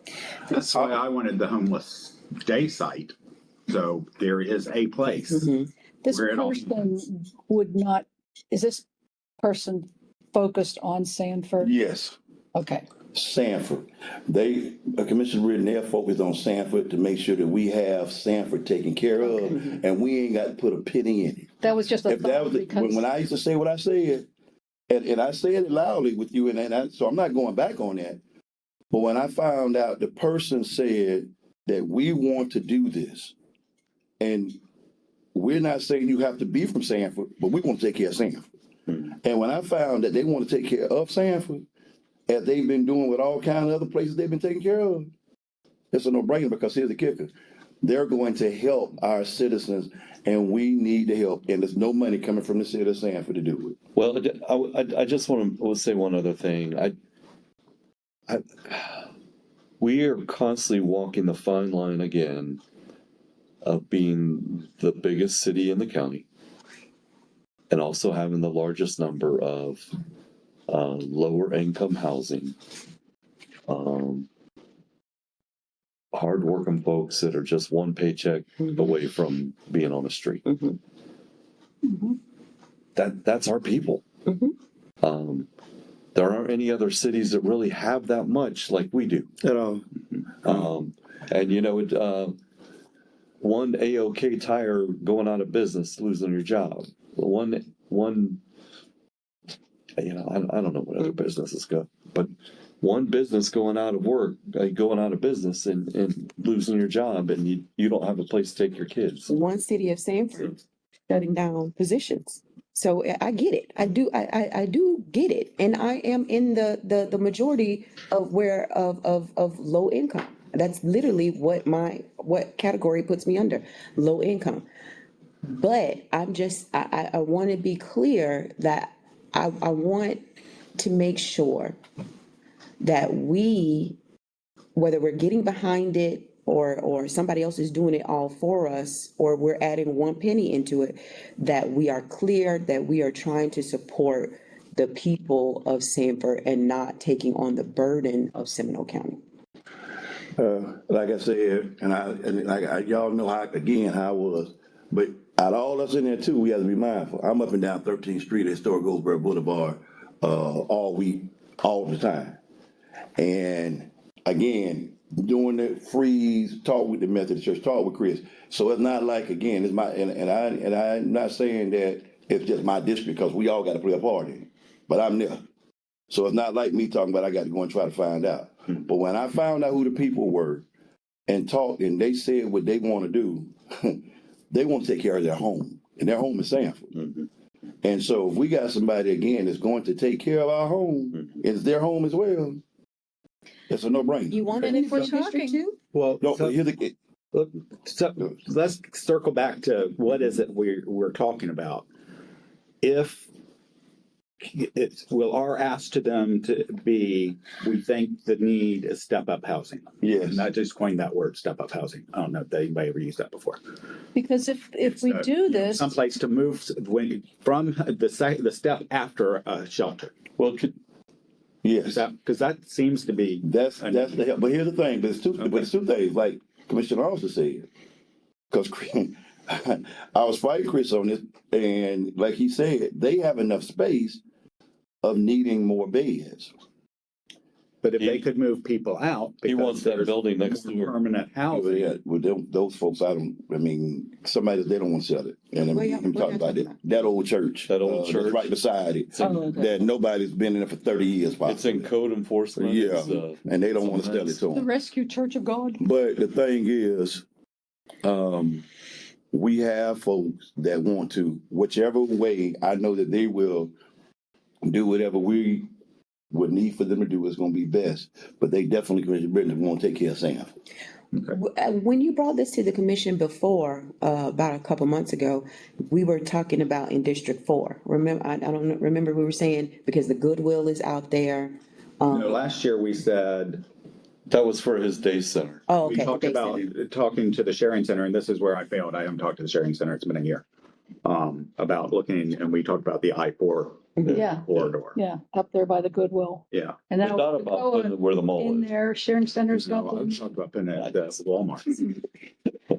But the bus line's not there anymore, so, The mall. Yeah, but the bus line's not there. yeah, Mm. that's another. Yeah, we all know. That center, what do you, that area by Chick-fil-A, where there's already a camp in there anyway, were you considering the possibility of maybe a day center being out that way, or is that a benefit to our uptown Well, center? that's the county there, so Ooh, we can't really talk about. Yeah, that's north of my Stuff there, yeah, okay. Well, that's an ideal place to put it then. it is. Yeah. Like they gonna go for, But I mean, and we just talked about, that might be an area. We did, yeah, I remember that. That's possible. And now they're doing I that new think, truck you know, stop out that way too. If you, and I've toured the sharing center, where they've got a place for people to come do laundry. They've got a place to come and get them. Yeah, they've got a nice transitional setup there from step one through step whatever. Yeah, You just go from So, one part of I that. think that's a second piece. Good. That would still be good for us. Mhm. Okay. Carrie, don't make me tell you off on, mind your business, okay? But I was asking about contributing just in case. Y'all be nice. Yeah. I am hungry. If they were gonna provide all this money and have another city step up, because here, we're giving you funding, but no, we want to do it here in Stanford, that's where the need is. And that's what these folks want to donate. These folks gonna take care of home. Yeah, All right. take care of home. So, I will get back with them and let them know. yeah, maybe we do a that combination We think of, the primary need is the transitional housing, not the emergency shelter. And it can help take care of both. But they can also talk with you and then talk with Chris as well. Yeah, do you mind if, well, can you reach out to Chris? Yeah. And just have a conversation, make sure. because if he needs more beds, how do we help? Other than that? just more beds, he has property Right. that they can do some stuff there. Okay, He just talked with Yeah. him. I mean, Okay. it needs people to take care. Okay. cool. All right, moving on to budget. Show me the money. So you have a document from Ms. Lindsay. Yes, I suggested I suggested, a 0.1 mil decrease. The city manager and the finance director asked me to come speak with them. And told me that was a really bad idea and all the reasons it's a really bad idea. I still think a 0.1 mil decrease is not that big a deal. I did some research, and this is back on the agenda page. Did some research on the property appraiser site. In the city of Stanford last year, 86 homes sold for more than $500,000. We're finally getting there. When I started this, I never would have thought that would happen. No. Yeah. Yeah. Okay. 86 homes in the last year, $500,000. I, In 2020, the average single-family home was $159,000. That's when we said, oh, our housing values are so low, we need a high millage rate. 2025, it's 74% higher, $277,000. The best value in 2020 was $98,000. So we had to have a millage rate. It is now $172,000, 76% increase. From 22 to 26, and I'm sorry my years don't line up because my budget, the budget book I had didn't match what I'd already collected. But we've seen a 70% increase in property tax revenue since 2022. Okay. we're So gonna, That when I'm saying, I justifies mean, the leap is from 2020 to now, people are paying 70% more in property taxes. So if our revenue has increased $20 million in the last 4 years, I think we can take a I think it's 400 or 600,000. $685,000 decrease and at least move the needle in the right direction. I don't disagree with you, but I would love for somebody to show us what the increase of public safety cost has been, Well, I can do that too. what the increase in payroll has been. Because remember, since that time happened, we had the minimum wage issue come up. We had to raise the pay of a lot of our staff. And when we had to raise the minimum pay, we had to raise what? Everybody else's pay. Mm-hmm. There's been a lot over the last few years that is played a part in the ballooning budget. Right. It's not just an out of control spending government. Oh, if it was out of control spending government, I'd be suggesting more than a 0.1 mil increase. Yeah. I mean, a couple meetings no, ago, you suggested 10% decrease, Right. If it was which is more than 1.1 mil. if it was out of control spending, we would have the ball fields we want and need for our kids. We would have The marina. the marina fixed. We would have a botanical garden or a nicer museum. There's a lot of things that we don't have that say we don't have out of control spending. Well, and you know, the thing, when they came around saying that all the city and counties were spending so much and they had their little formula. Well, you know, the state budget increased almost exactly what he was complaining about. Yep. The city's increase. I mean, I get that our costs have greatly increased. And I've looked at those numbers too. Right. Well, he compared it to pre-COVID to post-COVID. And he's still doing it. But he didn't talk about the raise in minimum wage. Right. He didn't talk about the raise in public safety costs, because that's hit everybody. And those folks deserve those raises. I'm not saying they don't, but it has been a cost we had to absorb. And in terms of the property tax thing, if that passes, and I am on the side of the fence that it probably will not pass, it would not pass, because there are way more people that don't have homestead than do. Right. But if it were to pass, then the answer to that is you got to get back to the fire fee. Yeah. You've got to, you know, it's going to cost, and that's part of the education. If we didn't. Well, yeah, the if we fire were charging fee and fees, then. they would be paying way more than they're paying on property tax. Right. But I just feel, you know, the last time I was heading out of office, I was pushing for a $500,000 increase to support the city. And actually it wasn't for that budget year the money was needed. It was the following budget year the money was going to be needed. And I pushed very hard to increase the taxes. I think we're at a point where we can chip down a little bit and head it in the right direction. So if there's agreement, we have staff base their budget on 0.1 mil less. If there's not agreement, then we fight it. I'm in when agreement we with get to it. the budget. I'm in agreement. I still think there's a little bit of odds and ends that can be cut out and taken care of. Well, we're going to be doing that exercise. And in response to, somebody said something about the furloughs. And I mentioned to Miss Linda, I said, you know, when we've had to cut, we've cut. Mm-hmm. And she said, well, and my recommendation, if we ever do that again, is we don't do furloughs, we do layoffs. Yeah, I heard that. Because as we came out of it and we're bringing people back on, Right. we couldn't afford pay raises and people were leaving. So that's going to be a whole nother issue. But I think we can find $685,000. And if they come back and say, oh, absolutely not, there's no, here's what you're going to have to not do. I'd rather go back up than cut after the budget's done. Yeah. So, Mr. Bonaparte, did you want to add anything to that? Because You haven't sure since you talked about of what we're not spending money on that we should be spending money on. okay, What's an inflection rate? I think that's inflation. I couldn't resist. If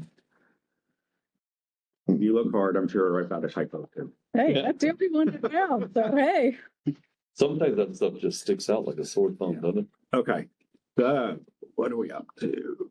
Harder thing. Oh, wait, before you go on, because the first line I read here just made me really nervous, but then I read the next line about $2 million loss for fiscal year, but 7 million was Yeah, but- clubhouse. So that's not gonna happen every year. Right. And depending on when you take the money out for the clubhouse, were we up $5 million first and then Right, we were down 2 million? yeah. I Okay. think we need to, make sure we're watching the reserves, especially going into this unknown time period.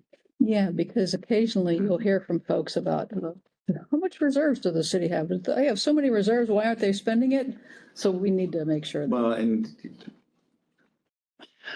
there are multiple reserve funds. Mhm. So if you look at the bottom line reserves, well, that's got utilities, which has a huge fund. Mhm. That's why- Stormwater, because we're saving up money to spend it on things. Yeah. It's not just general fund. So that bottom line, and so that's one of the things.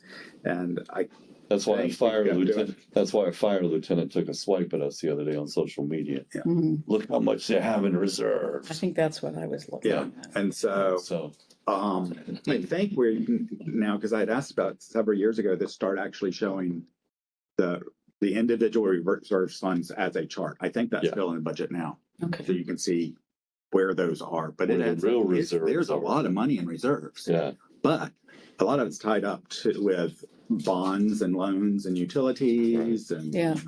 Things that would really be screwed if we didn't have it forward. So it's not like it's just money lingering on not being and- spent. yeah. and that's something I asked Craig the other day, is bonding part of that marina project worth it?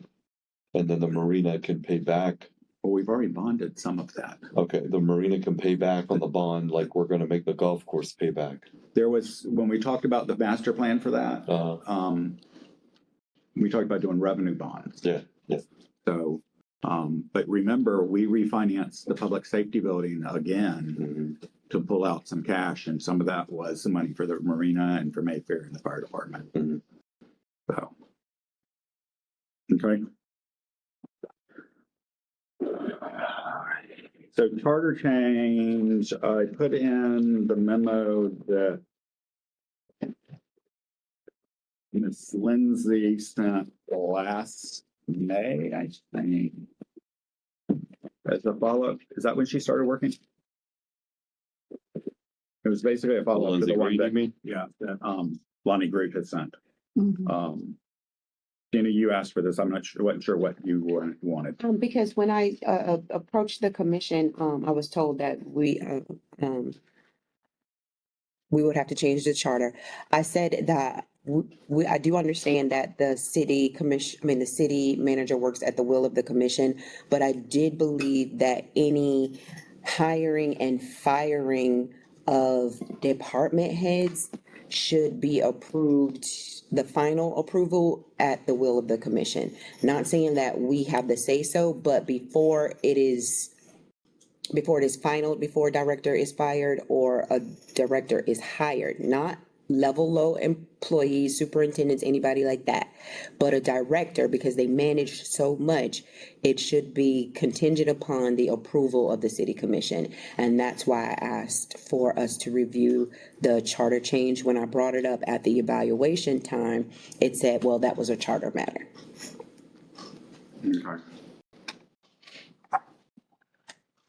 Well, I would disagree with you on that point, but in terms of reviewing the charter, I'm seeing that as two separate things. Why would you disagree? I know that before I was first elected, the fire chief and police chief were either hired or approved by the city commission.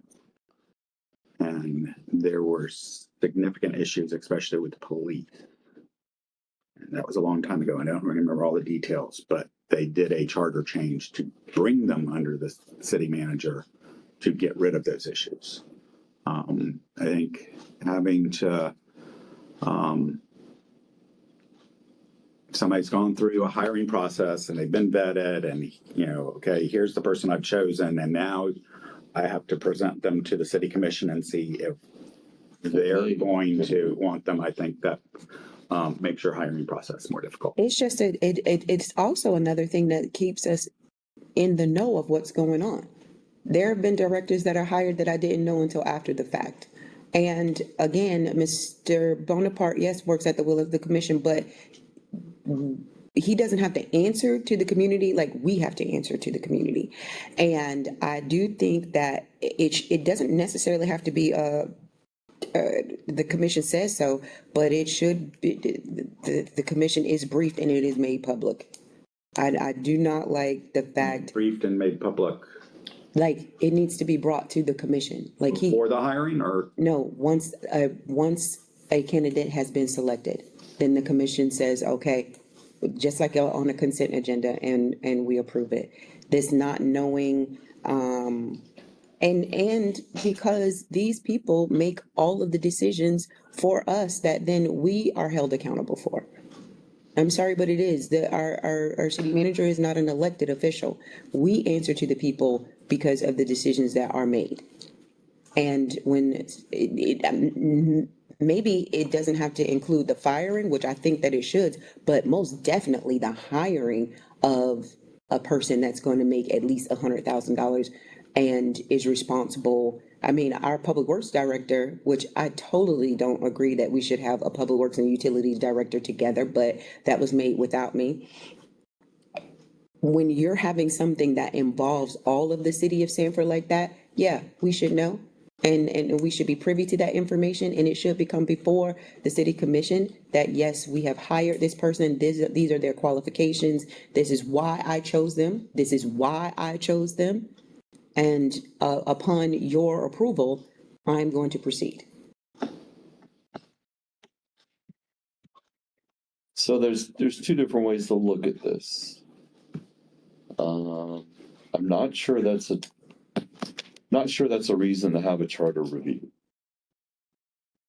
But I'm curious if it's something the commission wants, then do we require the city manager to bring us his choice and present to us or the person and their resume and their background, so then we are aware of it before it does hit the streets?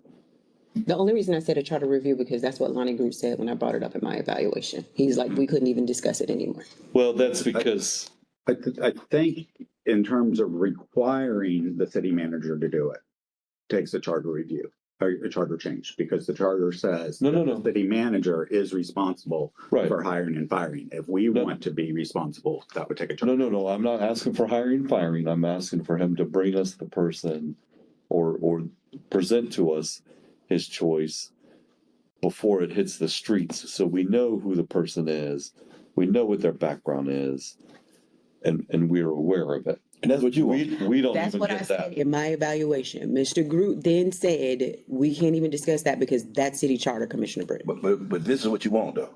Yeah, What he I'm just said. saying, yeah, that's it. I don't think that we, That's different than us approving it. Yeah. well, it's Yeah, still. because then we'd have to be involved in the whole hiring process. Not necessarily, I don't want to be involved in that, but I think that it should be brought before the commission. And once we've, not even, I'm not trying to say that I say, well, I like this person and do you like this person, but it should be brought to the commission and then we say yes on that. We should have some say so when it comes to a director. I don't need to be in the details, but if you say Then how just do- bring it then to How do you us. make the decision if you The don't know the consent- details? Because he has presented what the qualifications are and why he chose this person. And then my next step is when something happens, I was informed by this by our city manager and he did a thorough job of that. And I agree and stand by him. When we had a couple of issues, I said, I don't even know. I asked the city manager regarding one item and I was like, well, who did the interviewing? HR, someone from HR. But I'm an elected official and that's what I tell my constituents. No, it should be, this was the process. Hold on, Patrick. This was the process. This is the interview, how many days it took. These are the qualifications. And just like a consent agenda, and it moves along. I'm not trying to do the city manager's job, but I need to be in the know and it needs to be presented to us. And then upon approval, and I know approval is the wrong word, but that's the only way that it was presented to me when I asked about it during the evaluation process. But if it's in the consent agenda, Not the consent agenda, I'm saying if just it's, like, well, if it's on an agenda, it's public before we make a decision. well, it can even, I don't know all of the details, Art, I'm just saying it needs to be, even if it was a work session and this item, we've been on a search and this is the person that was brought before us, blah, blah, blah. Even if we don't have to approve it, it should be mandatory for it to be brought to the commission as a whole of this is what the decision is. Not, I got an email and then, but I received an email, but then Patrick talked to the city manager and he was able to find out all of this person's background and then all of that. And I only know this much about it because my email was Talk to only the a city paragraph. manager. You love to make things a lot difficult and then I look like I'm going against you and I'm not. All I'm saying is, I don't have to go, So the email that says this is who I've hired, you want more detail? yeah, exactly. This person is responsible for hundreds of employees and then I have to back this person. I want to know where they came from, how they are qualified. Well, there's a couple of points, going off of what, Art talked about earlier with how they changed police and fire. Back in those days, it was extremely political and it was extremely political positions. And that is something we do not want with any of our employees. We do not want them to have political pressure. And that's the purpose of a city manager being the stopgap for employees. And then we're on this side. We bring the political pressure to him. And he's the stopgap for our employees and directors so that they don't have to deal with that. Does that make sense? Yeah, but then how, if we don't know, is there a way? And now when I have my conversations with the directors, when I'm allowed to, I say, is there a way for us to think outside of the box and stop making it square hole, round peg, or whatever that saying is? Is it a way for us to make it mandatory that the city manager, when he selects or she, because we don't know what's happening in the future, when the city manager's position, when they hire or fire a department head, that it is informed by the commission and informed to the commission collectively. I think informing is something we can just absolutely ask the city manager to keep us informed.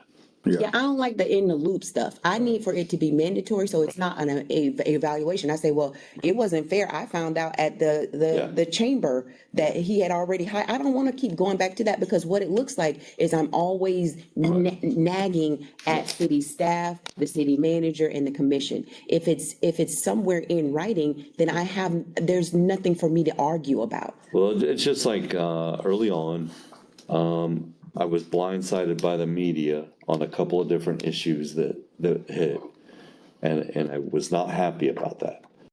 We should be informed of major events, major issues before the media comes to us. So I agree with you, where maybe we are not getting enough information on who we're hiring. And maybe they're not presented to us in a timely manner. So one of the priorities after the offer is accepted is notify the commission with resume details. Right. We need to be able to see, Yeah. not necessarily that I have a say-so, Right. but I don't need to be on a, well, it's on a need-to-know basis, and this is just what the decision that I made. Yeah. No, I support you, and I agree, and sometimes I've been left in the same spot, like, who's what? She's doing what? What does she look like? What does he look like? What, yeah, sometimes I, Information-based, absolutely. We Yeah. need to do a better job on it. Okay, so this can be handled if the hiring email provides background and process information. to us before anybody else. Yeah. Is that fair? Yep. Because if you wait until a meeting, to No, be able to do it in person. No, I just want us all to have the same information. If I go to our city manager and I ask for additional information, that's on me. If you know something additional, you went to him and whatever. But we should know when, where, how qualified, and then we all have that information. And then I don't look like an inexperienced elected official, and I'm like, oh, I didn't know he made the decision. But I will say this, that's when it's incumbent upon us, unfortunately, to explain to that constituent how this city government works. And again, I think that's something that we don't teach the residents enough. We don't share enough information on exactly how this system works here. And what's different between us and Apopka, what's different between us and Orlando. I get it, but there's never a time when I should walk in the room and not know that a director was hired. No, I agree. Never, ever, I agree. ever.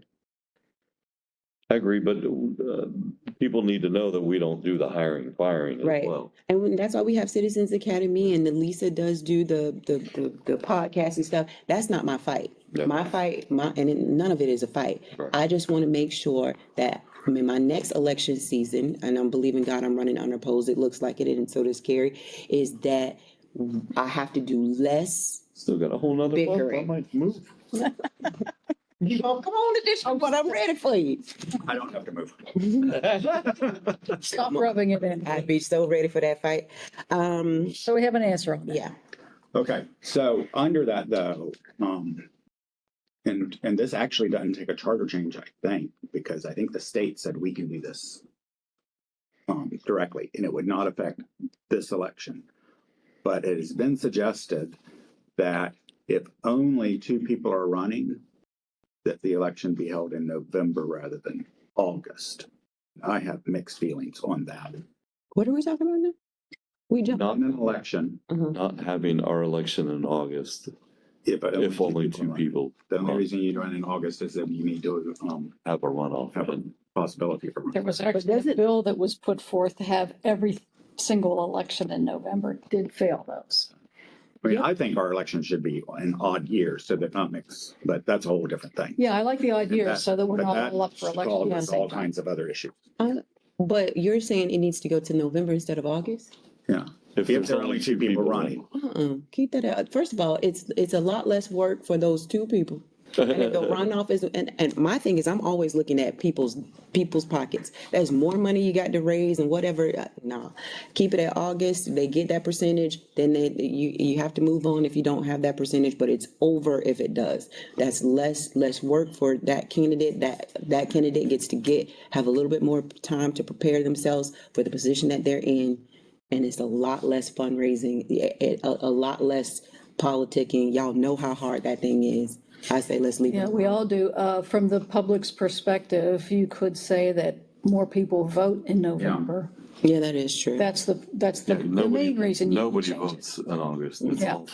awful turnout. So for if you're elections. comfortable with only having, say, 1,000 people vote, Right. period, Yeah. then okay. See, I'm a big fan of a more informed electorate rather than more voters. Yeah, I am too. But Okay, so we'll leave that alone. No, hold Oh, on. no, we're not gonna leave that alone. Our qualifying period would change then too, right? Mhm. It could. Well, no, because you gotta know whether there are gonna be 3 people running or not. Right. Yeah, so it'd be. So it'll still be the same qualifying period. Why can't November just be our election? When it was. Right. November was the election. If we need a And if runoff. there was a runoff, it was on a January. Thursday, the first week of December, Yeah, okay. where nobody was planning on voting. I remember that. It was me. And, there was like hardly, not much turnaround and it's frantic to try to get it done and nobody's paying attention in December. And then you take office 3 days later. And so like, oh, that doesn't work. We should do the election in August, so we have November for the runoff. Because it's too detailed. And so the middle ground that wasn't considered was November if it's 2 people, August if it's. Well, what if we're forced by Tallahassee to do it anyway? No, we won't be, the bill failed, although they could bring it Yeah, back, it'll it'll be come a back. zombie bill. It'll come back. So I would like Commissioner. Who's gonna have the best information? Oh, from my perspective, that's why I liked it when it was in March. You only had to deal with the people who really showed up. Yeah. And the people that were showing up to vote, they knew who was What do you running. want? Yeah. So a lot less, okay. I just brought that up since that was in. Good discussion. Are we Okay. doing a charter review or not? Yeah, I was gonna say back to that because a couple times I've tried to look through the entire charter, and I see all these reserve spaces. Aren't we supposed to do a charter review We're every not 12 months? required to. There is a recommendation. There's not a requirement. Okay, what's the recommendation? So we are in the recommendation period. I think 7. Yeah, we're a little past the recommendation period. I don't think we have time to do it for this year, Yeah. but the last time I think the review commission was put together in like August for the following year. For vote on the following year. So that should be our goal, in our goals this year is to start that process. Yeah, and that's what we talked about last year. If we want to do one, we should do it at such and such time, and nobody brought it up, so. And the commission gave them specific instructions. Right, so it's a matter of what is it? There are 2 things. We could either put together a commission and say, y'all come up with stuff, which that's risky. Yeah. Or, Depends on the y'all. or you say, here are the things we would like you to look at. Yeah, does anybody else have any, this is missing or that's wrong or? I don't, but I always wondered if, which is probably not on the charter review, but it's ignorance of mine. Do you all remember Arlene when she was here? Okay, so Arlene worked for the commission. And then when she left, that eliminated that position. I'm not saying, okay, I am saying District 1 is a heck of a lot. Art, you know it as well, and it is growing and it is growing and it is growing. Not that I have more than anybody else, but y'all can all agree that District 1 is a little bit more involved. Is it possible? I mean, we can't hire another person, but I did bring this up to the attorney about there being internships to assist the city commission on some of the issues so that we are providing a better service to our constituents. Because I know that there are times when I'm completely overwhelmed with District 1 because my residents, I'll say 30%, are very involved and have tons of questions. There's no need for me to have a District 1 meeting because my District 1 meeting happens twice a month in District 1, which is our commission meeting. My residents do show up. Arlene was an asset, but it was not necessary. Is there a way of looking for assistance to the commission as a whole? Not just District 1, but to the mayor, to the commissioners, someone to help you stay on track. I do come off a little aggressive when I'm constantly at a commission meeting and saying the city manager didn't give me this or I didn't hear that. I think it would help a little bit if we had someone to do some follow-ups. I mean, our emails are very heavy, but I mean, you can do a public records request. My stuff it's heavy. Oh, I mean, Arlene and Pamela does Pam does most of what Arlene did.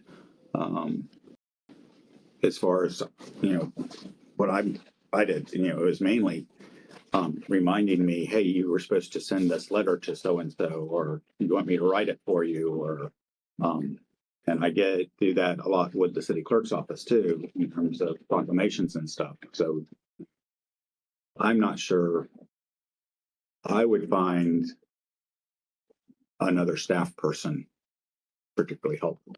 But I don't that's know. just me. Well, I'm you not mentioned thinking of intern. maybe possibly an intern. I'm not trying to get where we've got to hire and fringe benefits and all of that. But when I did take it to, Attorney Green to see what the city's policy is on that, but I haven't followed up on it. But if it was possible to have, someone that's in graduate studies, working in political science or something like that, to assist, the commission, I'm saying, not just District 1. Arlene did do that, but I did know that position was not necessary, and definitely not what the pay was, but she had been grandfathered in that position, and then when Commissioner Williams left, then, so on and so forth. But I do think that it would be just a little bit helpful. I mean, We have one of the kids on the golf team is Seminole State political science major, and she actually asked about whether or not she could do an internship with the city. Except now she's graduating in May. I don't know how that really works though, because then that makes you more privy to, elected official knowledge and whatnot. And then I'm pretty sure there's always going to be some kind of hiccup there. But, I'm just being honest, I could use some help. And because we are part-time and I don't think any of us actually feels that this is a part-time position. Because God knows it feels full-time to me because it never stops. There is no, well, it's 5 o'clock and I'm done. I would say figure out the proposal and bring it in. Okay. Well, I know just the way I work, it's probably not gonna help me. But that's how I work. intern, just remember the way we do interns here, we actually pay them too, so.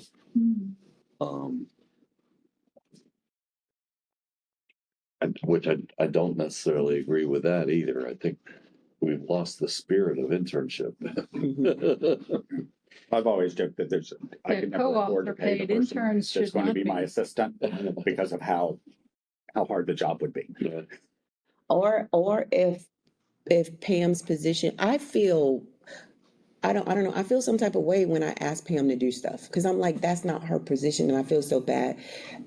Because her job is to assist Mr. Bonaparte. And so if I'm like, okay, can you respond to this? Can you schedule this meeting through that? Usually I try to do it myself. There are some things like last week for the FBC Leo, I said, can you schedule the conference and make the hotel reservations? Of course she has to do that because she has a city P card. But if that becomes a part of her position as well, then it's not like, I'm like, oh my God, is it okay for me to bother I her? thought that was part of her. I think that is part of our job. Martin.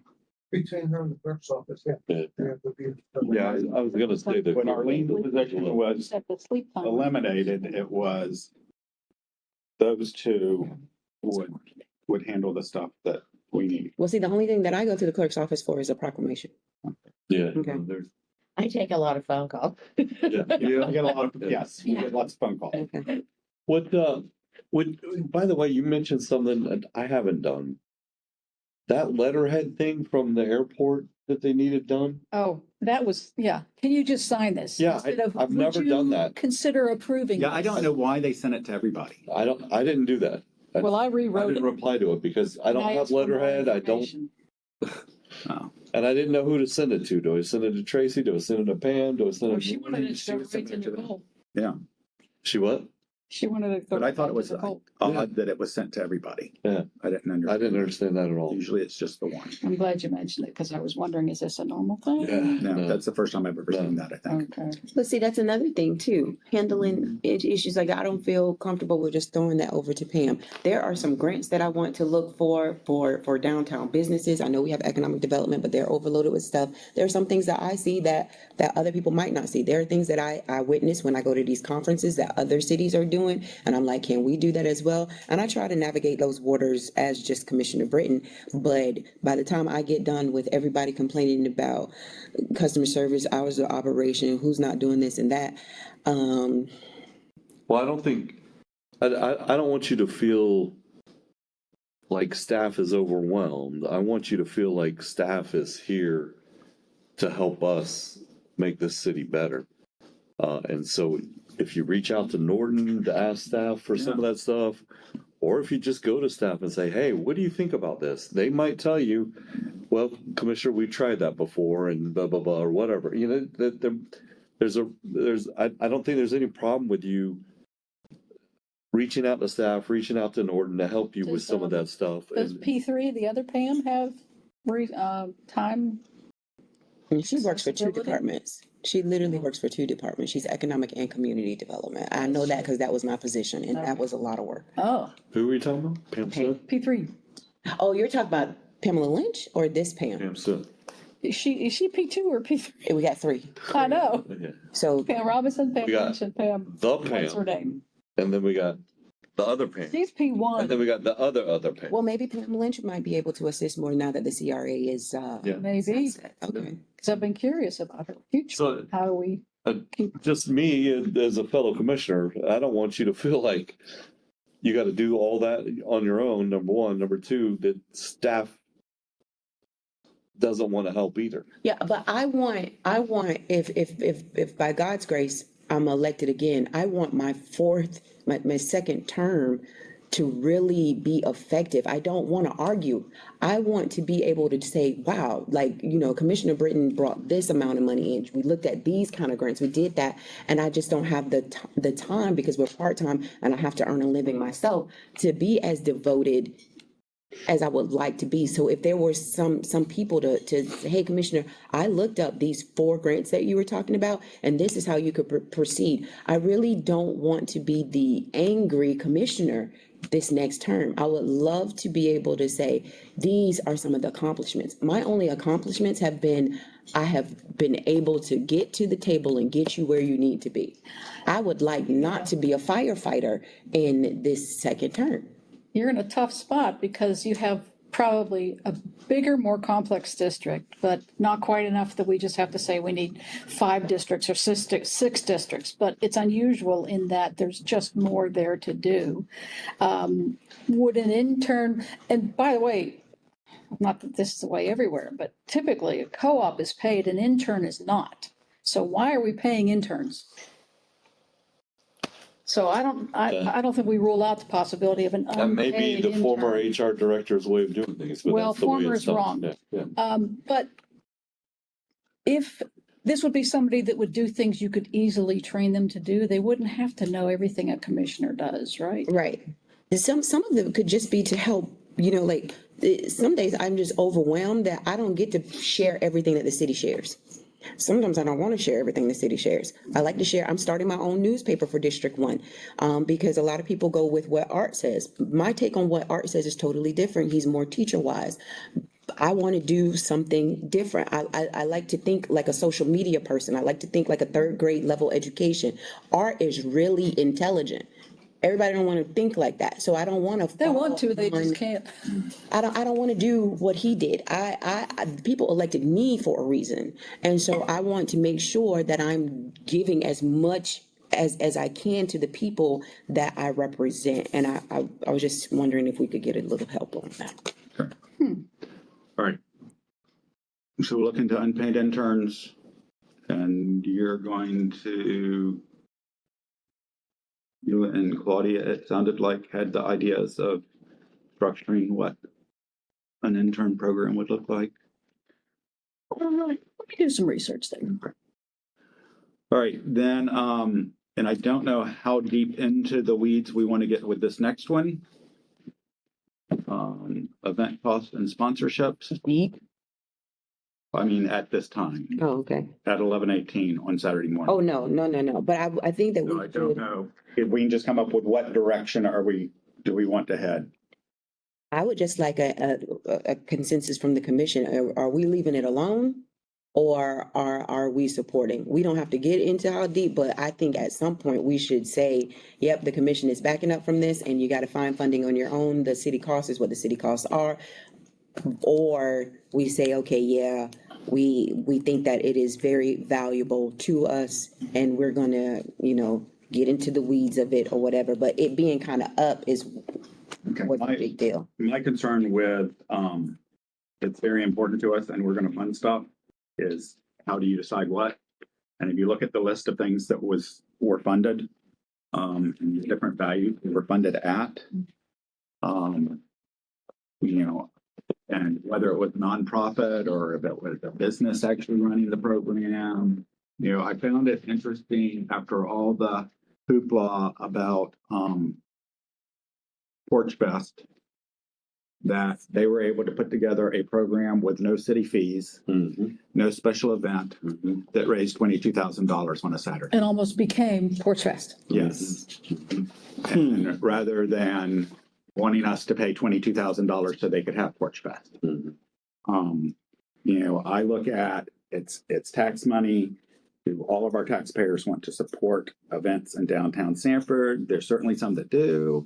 In terms, there's definitely some economic development, but to pick and choose which events, I think gets dicey. So I could go along with something like, find ways to reduce the cost for events, which I think we have found some. I think there's probably still some room there.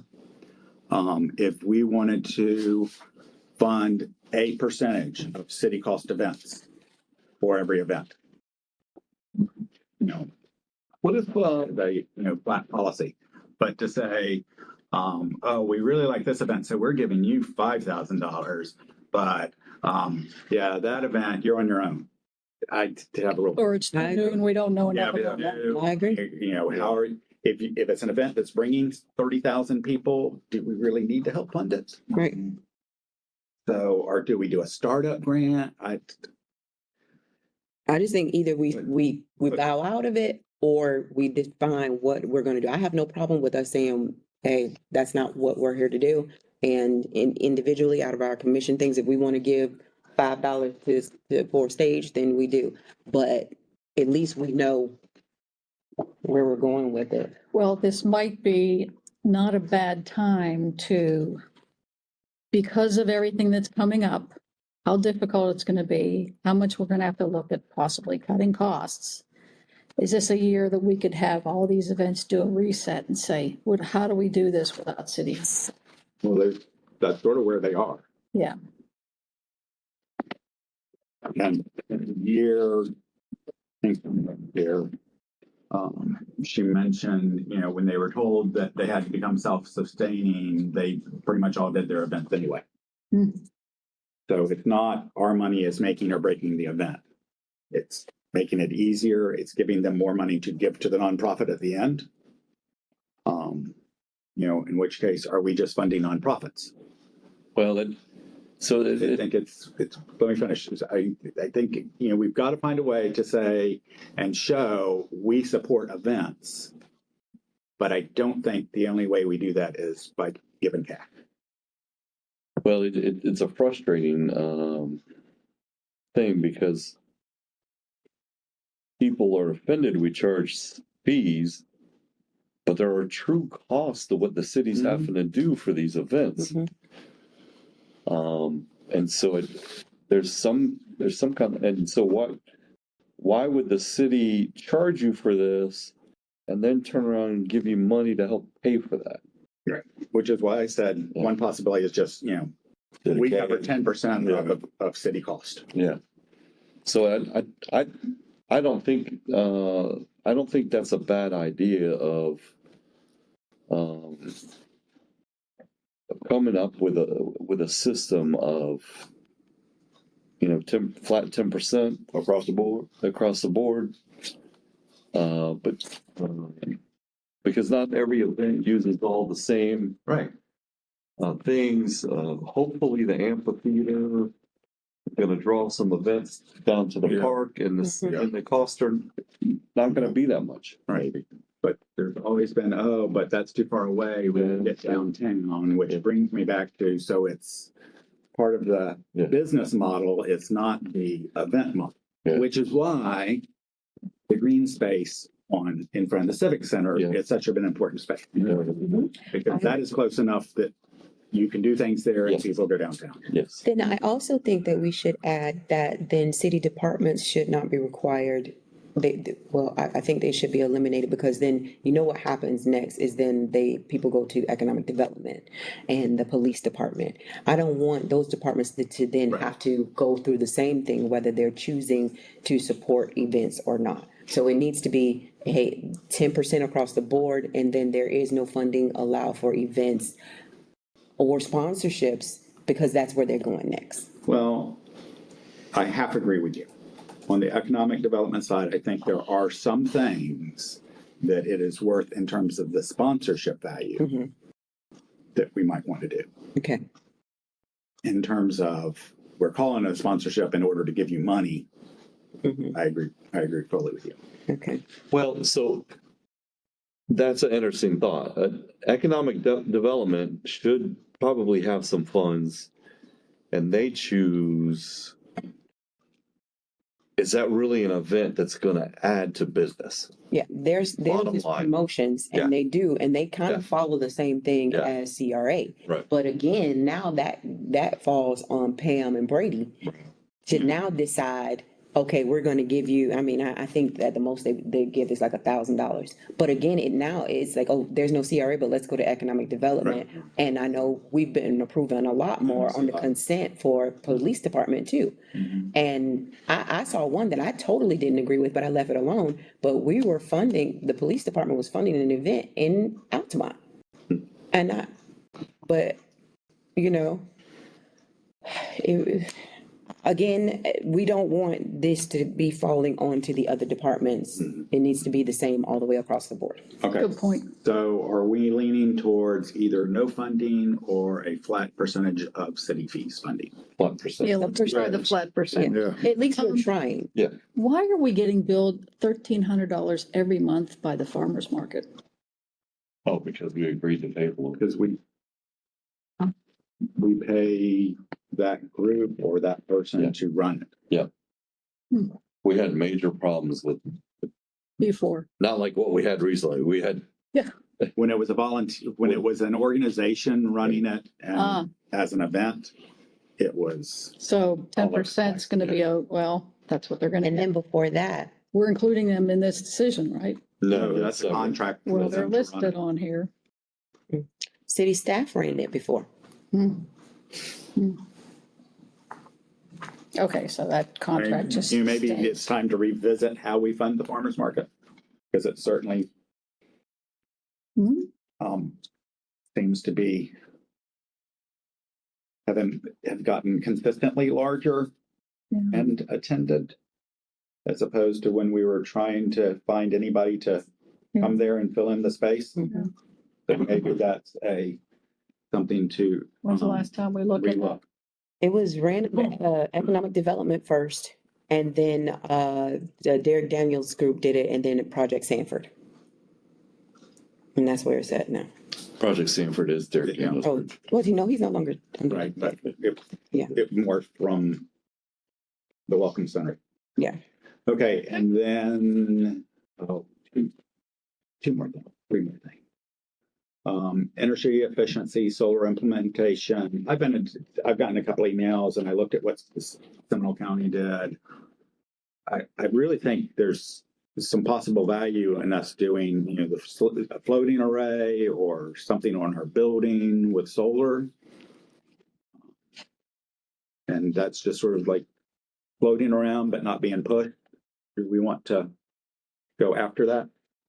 I would really like to see us go after that. It's cost savings in the long run.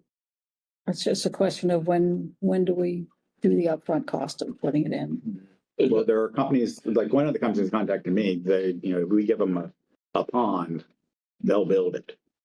And then there's a cost share back. A pond? Yeah, they do floating arrays. Oh, Yeah. Put in the stormwater park. Yeah, that's, yeah. Well, There you go. so we're thinking about. No, but, you brought up, you guys just reminded me. I talked about it last year. We didn't do anything. We haven't looked at doing anything. We either need to sell off part of Site 10 or all of it, or find something else to do with it that benefits the city. Okay, well, There's another idea with Site 10. okay. You have another idea for Site 10? No, somebody has another idea. I Yeah, think we have an Greg- idea for Site 10. Yeah. What? We have been approached to make it a mitigation bank and stormwater park and water quality improvement area. Mhm. And so we have there are a couple of organizations that are looking at ideas to do that. And I would expect something that's coming to the commission in the next couple of months. Mhm. So we're gonna offer up our property for somebody else to make No. money off of it? No, we will make money off of it. Okay.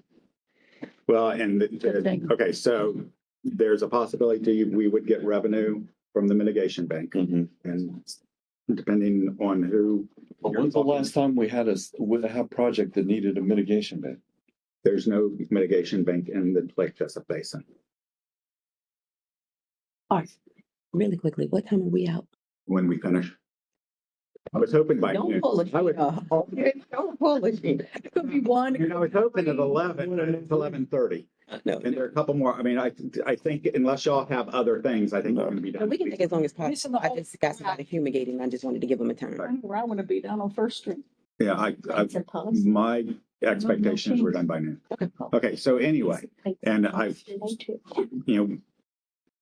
you know, this has been going on and the question has been, when does it come to the commission? So I guess it's coming to the commission now and to the public. Okay. That there are a couple organizations that are looking at this. There is possible revenue from the mitigation bank side. So we would sell credits and it would be, you know, we could use the credits, developers could use the credits, whatever. Something for Brady to use when he's pushing more businesses to come into town. So there'd be that. There, it would be a water quality improvement aspect. And so you like all the street sweeping, you know, the collection of all the leaves that helps us with our stormwater mitigation. Mhm. We would get credits for that. And that's coming up, there's the standards are getting higher and higher. And so we're going to have to do something. There can be some recreation space, That's what I was- trails kinds of thing. Maybe active, maybe passive. Okay. And there's even been the consideration it could be done like the stormwater park that Orange County has. Yep. So those are discussions that are being had. We're waiting for an actual proposal. Yeah, like that. But do we have a pond in mind for some floating solar arrays? There's the one. The current stormwater park, Which current stormwater park? the only, right there on Park. Yeah, but I'm not sure it's big enough. Yeah, What's the one over in Goldsboro? Over the Coastline? coastline. Either coastline or further up the stream. There's another one. In Goldsboro, there's two? Yeah. It was done at the very beginning. What about Lake Minnie? So anyway, there's some places. Yeah. So do we want to look at a proposal for that? Either floating or on a roof? I still want a parking structure here in City Hall parking lot. Parking structure. Across from the safety building. Seriously. I know, I like Yeah, what you're doing. Covered park. Across from the safety building, right behind the wheel. I love theirs. Okay. See, Commissioner Brenton is smart like Commissioner Austin. She gets outside of Sanford. They coming together. That is all right. Well, I tell you, y'all two coming together. Smart like. Lord. She made it all the way to AAA. I don't want Yeah, that. I know, right? She made it all the way to Man. AAA to see the Man. parking structures they have in their parking lot for their employees. High school, can we use that little reservoir lake? That's what he was saying. That's an actual lake. That's Lake Minnie, ain't it? No. No, Lake Minnie's over by Anyway, 17. we can look at some. No, Lake Minnie's right by Summer High School. Yeah, that's it. Lake Jenny. Jenny. Jenny. Jenny's out by Jenny, Lake Minnie, Mary whatever. Mickey, Louie, Goofy. Grand Commission staff is meeting with the company to look at putting some of the wastewater treatment. Something that's sort of Okay. Great. Good. Given property, is that I don't know if it's yours or yours, over behind Taco Bell, that green space back there. weren't Yeah, we my given- family gave that to the city. Oh, yeah. Well, look at y'all. We did it way back in like the 20s though. Oh, nice. We just never signed the deeds. We never signed the deeds. Okay. And the Seminole County wouldn't accept it, and so we took it. Oh, okay. So there, But no, down here, down the lakefront, Mm-hmm. we. Yeah, I remember that. And where the Public Works complex is going, we got a parcel. Okay. Okay. That piece was donated to us too. So that green space behind all of that belongs to the city, behind Taco Bell. Taco Bell. Okay. We didn't have and don't have money to really develop it. There was an idea of like a pier or something, but that would require cleaning up that entire lake. So that'd be a. Okay. So last thing, and this is going to be very brief, as in, is this something we want the planning department to bring to us? And the page I printed was probably not the best example. But in talking to the planning staff, when they are going through the PD process and the developer saying, we want to do this, well, you do that, and you've got to do this. They would like a sense from us of what trade-offs we favor.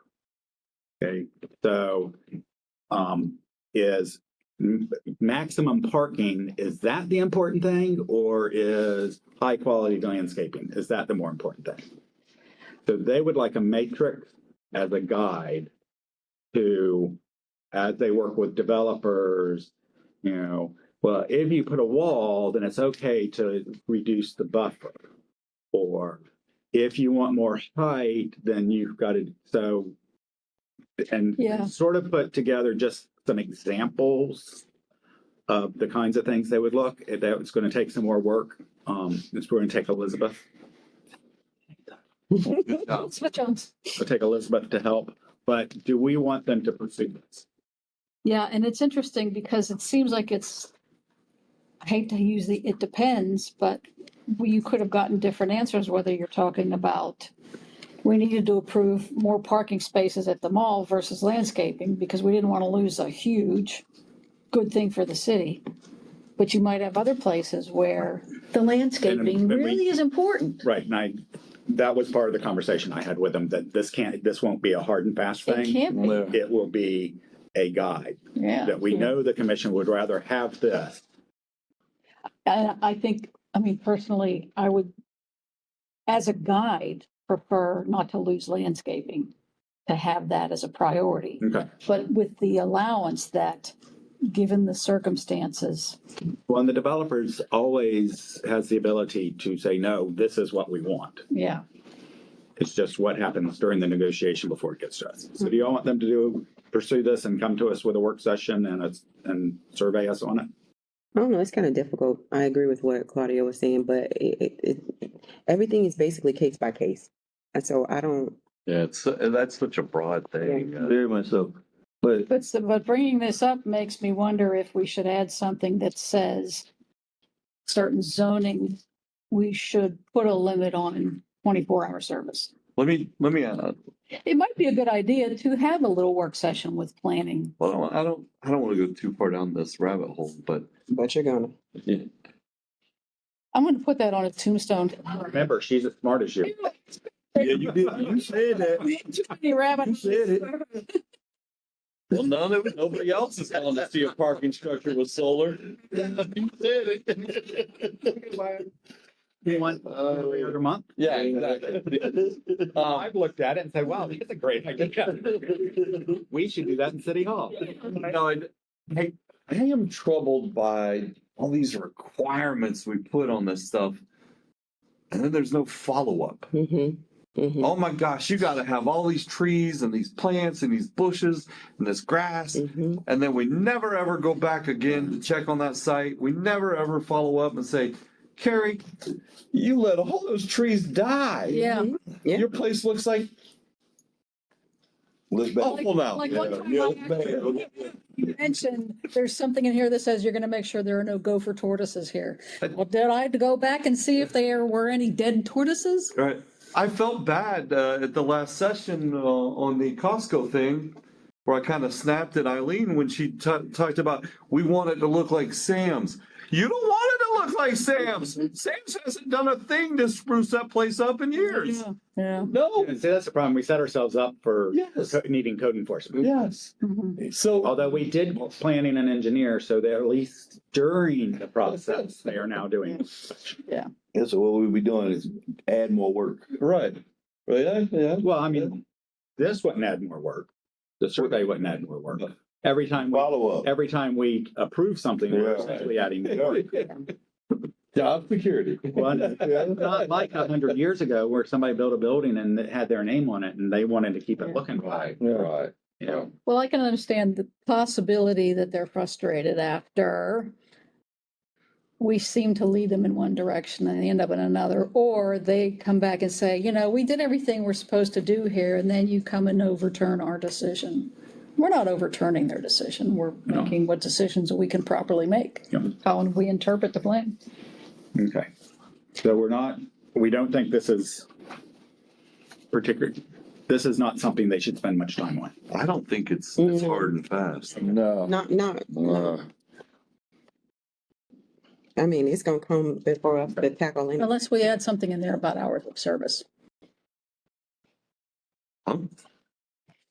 But you're saying there's certain areas that should not have 24-hour operation. Yeah. Is it- Well, I still wonder why we can't have better zoning, but even when we talked Mixed about, use. even when we talked about downtown, it's like, well, you can't do that. You can't do this. You can't do that. But why are we even trying? Right. Huh? The problem is, we've got all these mixed use, which lets you do pretty much whatever you want, because Well, no, when I was created asked- that process, we were desperate to get people to want to come to Sanford, so we opened it up. No, I was And like, now people want to come to Sanford and we're having to struggle with that. why can't we rezone the opportunity site? We can. That's what they were saying, that we would need to rezone it. I thought they told me we can't. No, No, they said if you want to sell it, you should rezone it first. Right. Yeah. Which is, I wanted to do that while we were still dealing with Heritage Park. Right. You brought up, go ahead. I don't know which one of you said it, but having a work session with the planning department, I think that's really important because, you know, as smart as we think we are, we don't work in these departments 4 days a week, like our departments do. And I think we could make some better decisions if we better understood some stuff, because there are a lot of things that I'm like, well, we just can't do it because that's what the law says. That's what our charter says. That's what our comprehensive plan says. And I would like to better understand it so that I can, and I think not I, but so that we all can make better decisions for our constituents. But sometimes our problem is that we have to rely on those who have the degrees, those who work in that. And it like this last one that we just did, that was a lot of work. That was a lot of work. And because we couldn't really communicate with each other, it was like, God, dog, if I could have talked to Claudia about it, then we could have like really brainstormed and got this done. But then again, none of us make the decision be ahead of time anyway. All I'm asking is just like we allow a citizens academy, we should be able to have some kind of academy for us, for our city. Okay, can you narrow that? A work down session so for- I don't say She's work agreeing session. that, and I like that idea. Okay, so then they're gonna say, well, what do you want it on? Well, just our comprehensive plan, number one, because sometimes we rely on Eileen a lot and on Tony. And then sometimes I'm like, no, we can get around that. Give you a perfect example, the flagging from the museum. I had to sit down with Tony and actually say, okay, how can we do this the legal way? And he said, no, Commissioner, we're not allowed to do this. Then after you do all of the studying and stuff, you're like, wait a minute, there's room for government speech. which would allow, A, B, and C. So, but because we don't work in that, we don't know. So we usually just say, well, we're listening to what staff says and they say that we can't do that. And then we're going through our comp plan and it's a lot. And then to also try to interpret exactly what our comprehensive plan is not easy. I'm not a genius. And I don't You're sometimes smart as Patrick. a little bit. But I'm saying, you get what I'm saying? A lot of times we literally just rely on staff and I'm like, okay, well, Tony said it. And then I'm like, well, wait a minute, what about if we looked at FLU 1.1.1, So I'm just, maybe if we had a little bit more education on planning and development, then we could help. Even when it comes down to our agenda that we receive, there's always a yes, but there isn't enough. Would it be possible for them to, given their experience, maybe come with a summary of where they've seen the most difficult issues that happen on the dais? These are the areas that you most often ask us, Disagree with them. or when we disagree with them. No, that's what it is. But I mean, think about how many times we've asked Eileen to come up to the dais and what has the topic been? Is there some kind of a summary that she, without too much work, we don't want to put too much work on them, but where does she see the real conflicts happen, or the headaches, or the confusion? And might be an opportunity to make sure we're all educated on the same kind of planning page, given what a commissioner should be educated on. Right. I don't want to bombard them every meeting regarding setbacks. Yeah. But if I truly understood the wins and the why this has to happen, Commissioner, and then this is what has happened in the past, and this is the reason why this happening, then I don't look like I'm attacking staff. And a lot of times I'm like, Eileen, I don't want to hear about what happened before. I'm talking about this specific item, and I don't want to look like that to staff. So if we had a better understanding of even if we just did a work session where we just went over our comp plan, or if we highlighted things, help me to better understand that. And I know, yes, we do have time where we can talk to staff, but I have a life. So I would like to be able to do that without trying to get to staff. Well, I just want the work session with them to be useful. Maybe So telling them, review. give us a lesson on the entire comprehensive plan is going to be longer. Yeah, that's, But maybe like But if what, you could go through and Well- highlight what items in the comprehensive plan or they know things that we, like Claudia was saying, they've been to enough work meetings to know that they're going to ask questions about setbacks. Yeah. They're going to ask questions about drainage and all of that. So maybe we sit here and we go over, 12 bullet points of the items that we hear from developers and we hear from our commission. Well, what if we had some workshops set up throughout the year that had planning come in and give us a what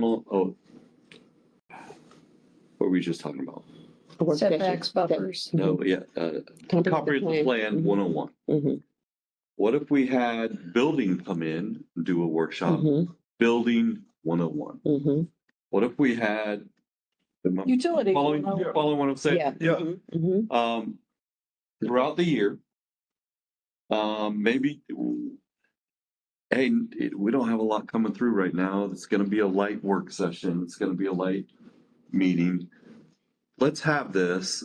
It's put out to the public. We're doing this. Mhm. Maybe some of the public will come and listen, or they'll watch, and they'll learn with us. Kind of like Citizens Academy, That's what I only was you don't just have to do every single week. Right. Mhm. okay. All you care about is utilities. Come to that section. Yeah. Okay. Anything else on that? Mhm. Good. I like that. All right. So, By the way, this, What's the mark? Look at it. storm buffers, walls, and this was an example. He had put together actually several pages. That's so nice. I just pulled one of them. yeah. Have us go through and decide So this was a minimum lot potential. size, highly important or slowly important. And they wanted to sort this out. It's not ready to do. Get it together. It was, here's an idea. Do we want to move forward with this or tell them, no, this isn't the right direction? And that's what I heard. This is too much work for them and probably not enough Because we'd still end up making exceptions. Right. anyway. Well, What we prefer is some training on help us, development regulation. help us understand why you, Yeah, okay. Yeah, Mm-hmm. made the decision. All on the same page. is that good? Yeah. Yeah. I firmly But believe. to be fair, if they think that that is something they need from us or want from us, if they think we are hindering their process, then that needs to be a workshop discussion. Okay. Okay? All right. I You like just it. called me as a me. I like it. Was this one shorter than our last one? I think our last one was longer. Seems like the last time we pulled out all my hair. I know. Yeah, you had hair last time we did this. It just dropped, gravity went under your chin.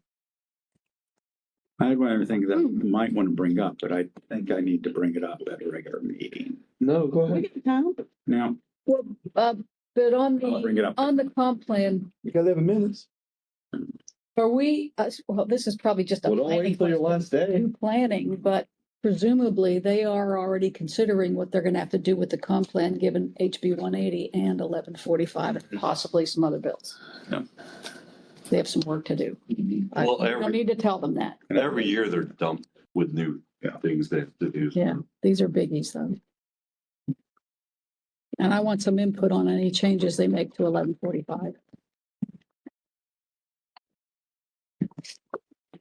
okay, so one other thing, generally when we've named something after somebody, or done something like that, it comes up at a city commission meeting and you have to vote right then, and that's always annoyed me because I think there ought to be some time to Mhm. think about it.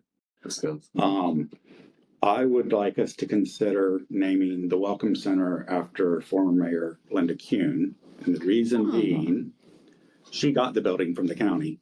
It was a county building. She got them to give it to us.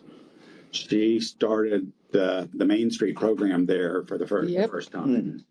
She did a lot of work downtown and events and cleaning things up. And I think that would be an appropriate, I love that. She did all that. so Would it be called the Linda Kuhn Center or? Linda Kuhn Welcome Center, the Linda Kuhn, we can come up with a name. I think her name, but I think. Do we The want it to Linda be Kuhn called the Unwelcome Welcome Center anymore while we're doing this? Well, we put it back to the Welcome Center. I thought it was, so we're not the Sanford Information Center? No, because everybody kept calling it the Welcome Center anyway. Yeah, and Main Street's pretty much put that out, so it's very. Why would you take that away? Welcome Center. I don't know. Well, because we had changed it to the Business Information Center, but it really wasn't the business No. information. It was I've still- always struggled with that because I don't think it's very welcoming, number one. It looks institutional. Number two, it's in the middle of the damn downtown. It's not like it's right. Oh, you mean it It's should the be at the downtown. beginning of it? Yeah, it was the downtown Welcome Like Center. it should be where the Not us, offices the are? Center's the downtown. Does that make sense? I don't know. That's just me. We're already here. Why are you welcoming us? Yeah. Okay. If you're planning to make it a more identifiable place as a welcome center, then I have no objection to it. And that goes to show that I think outside of my own feelings, I have no objection to it. But it should be something that makes you know that it's the welcome center.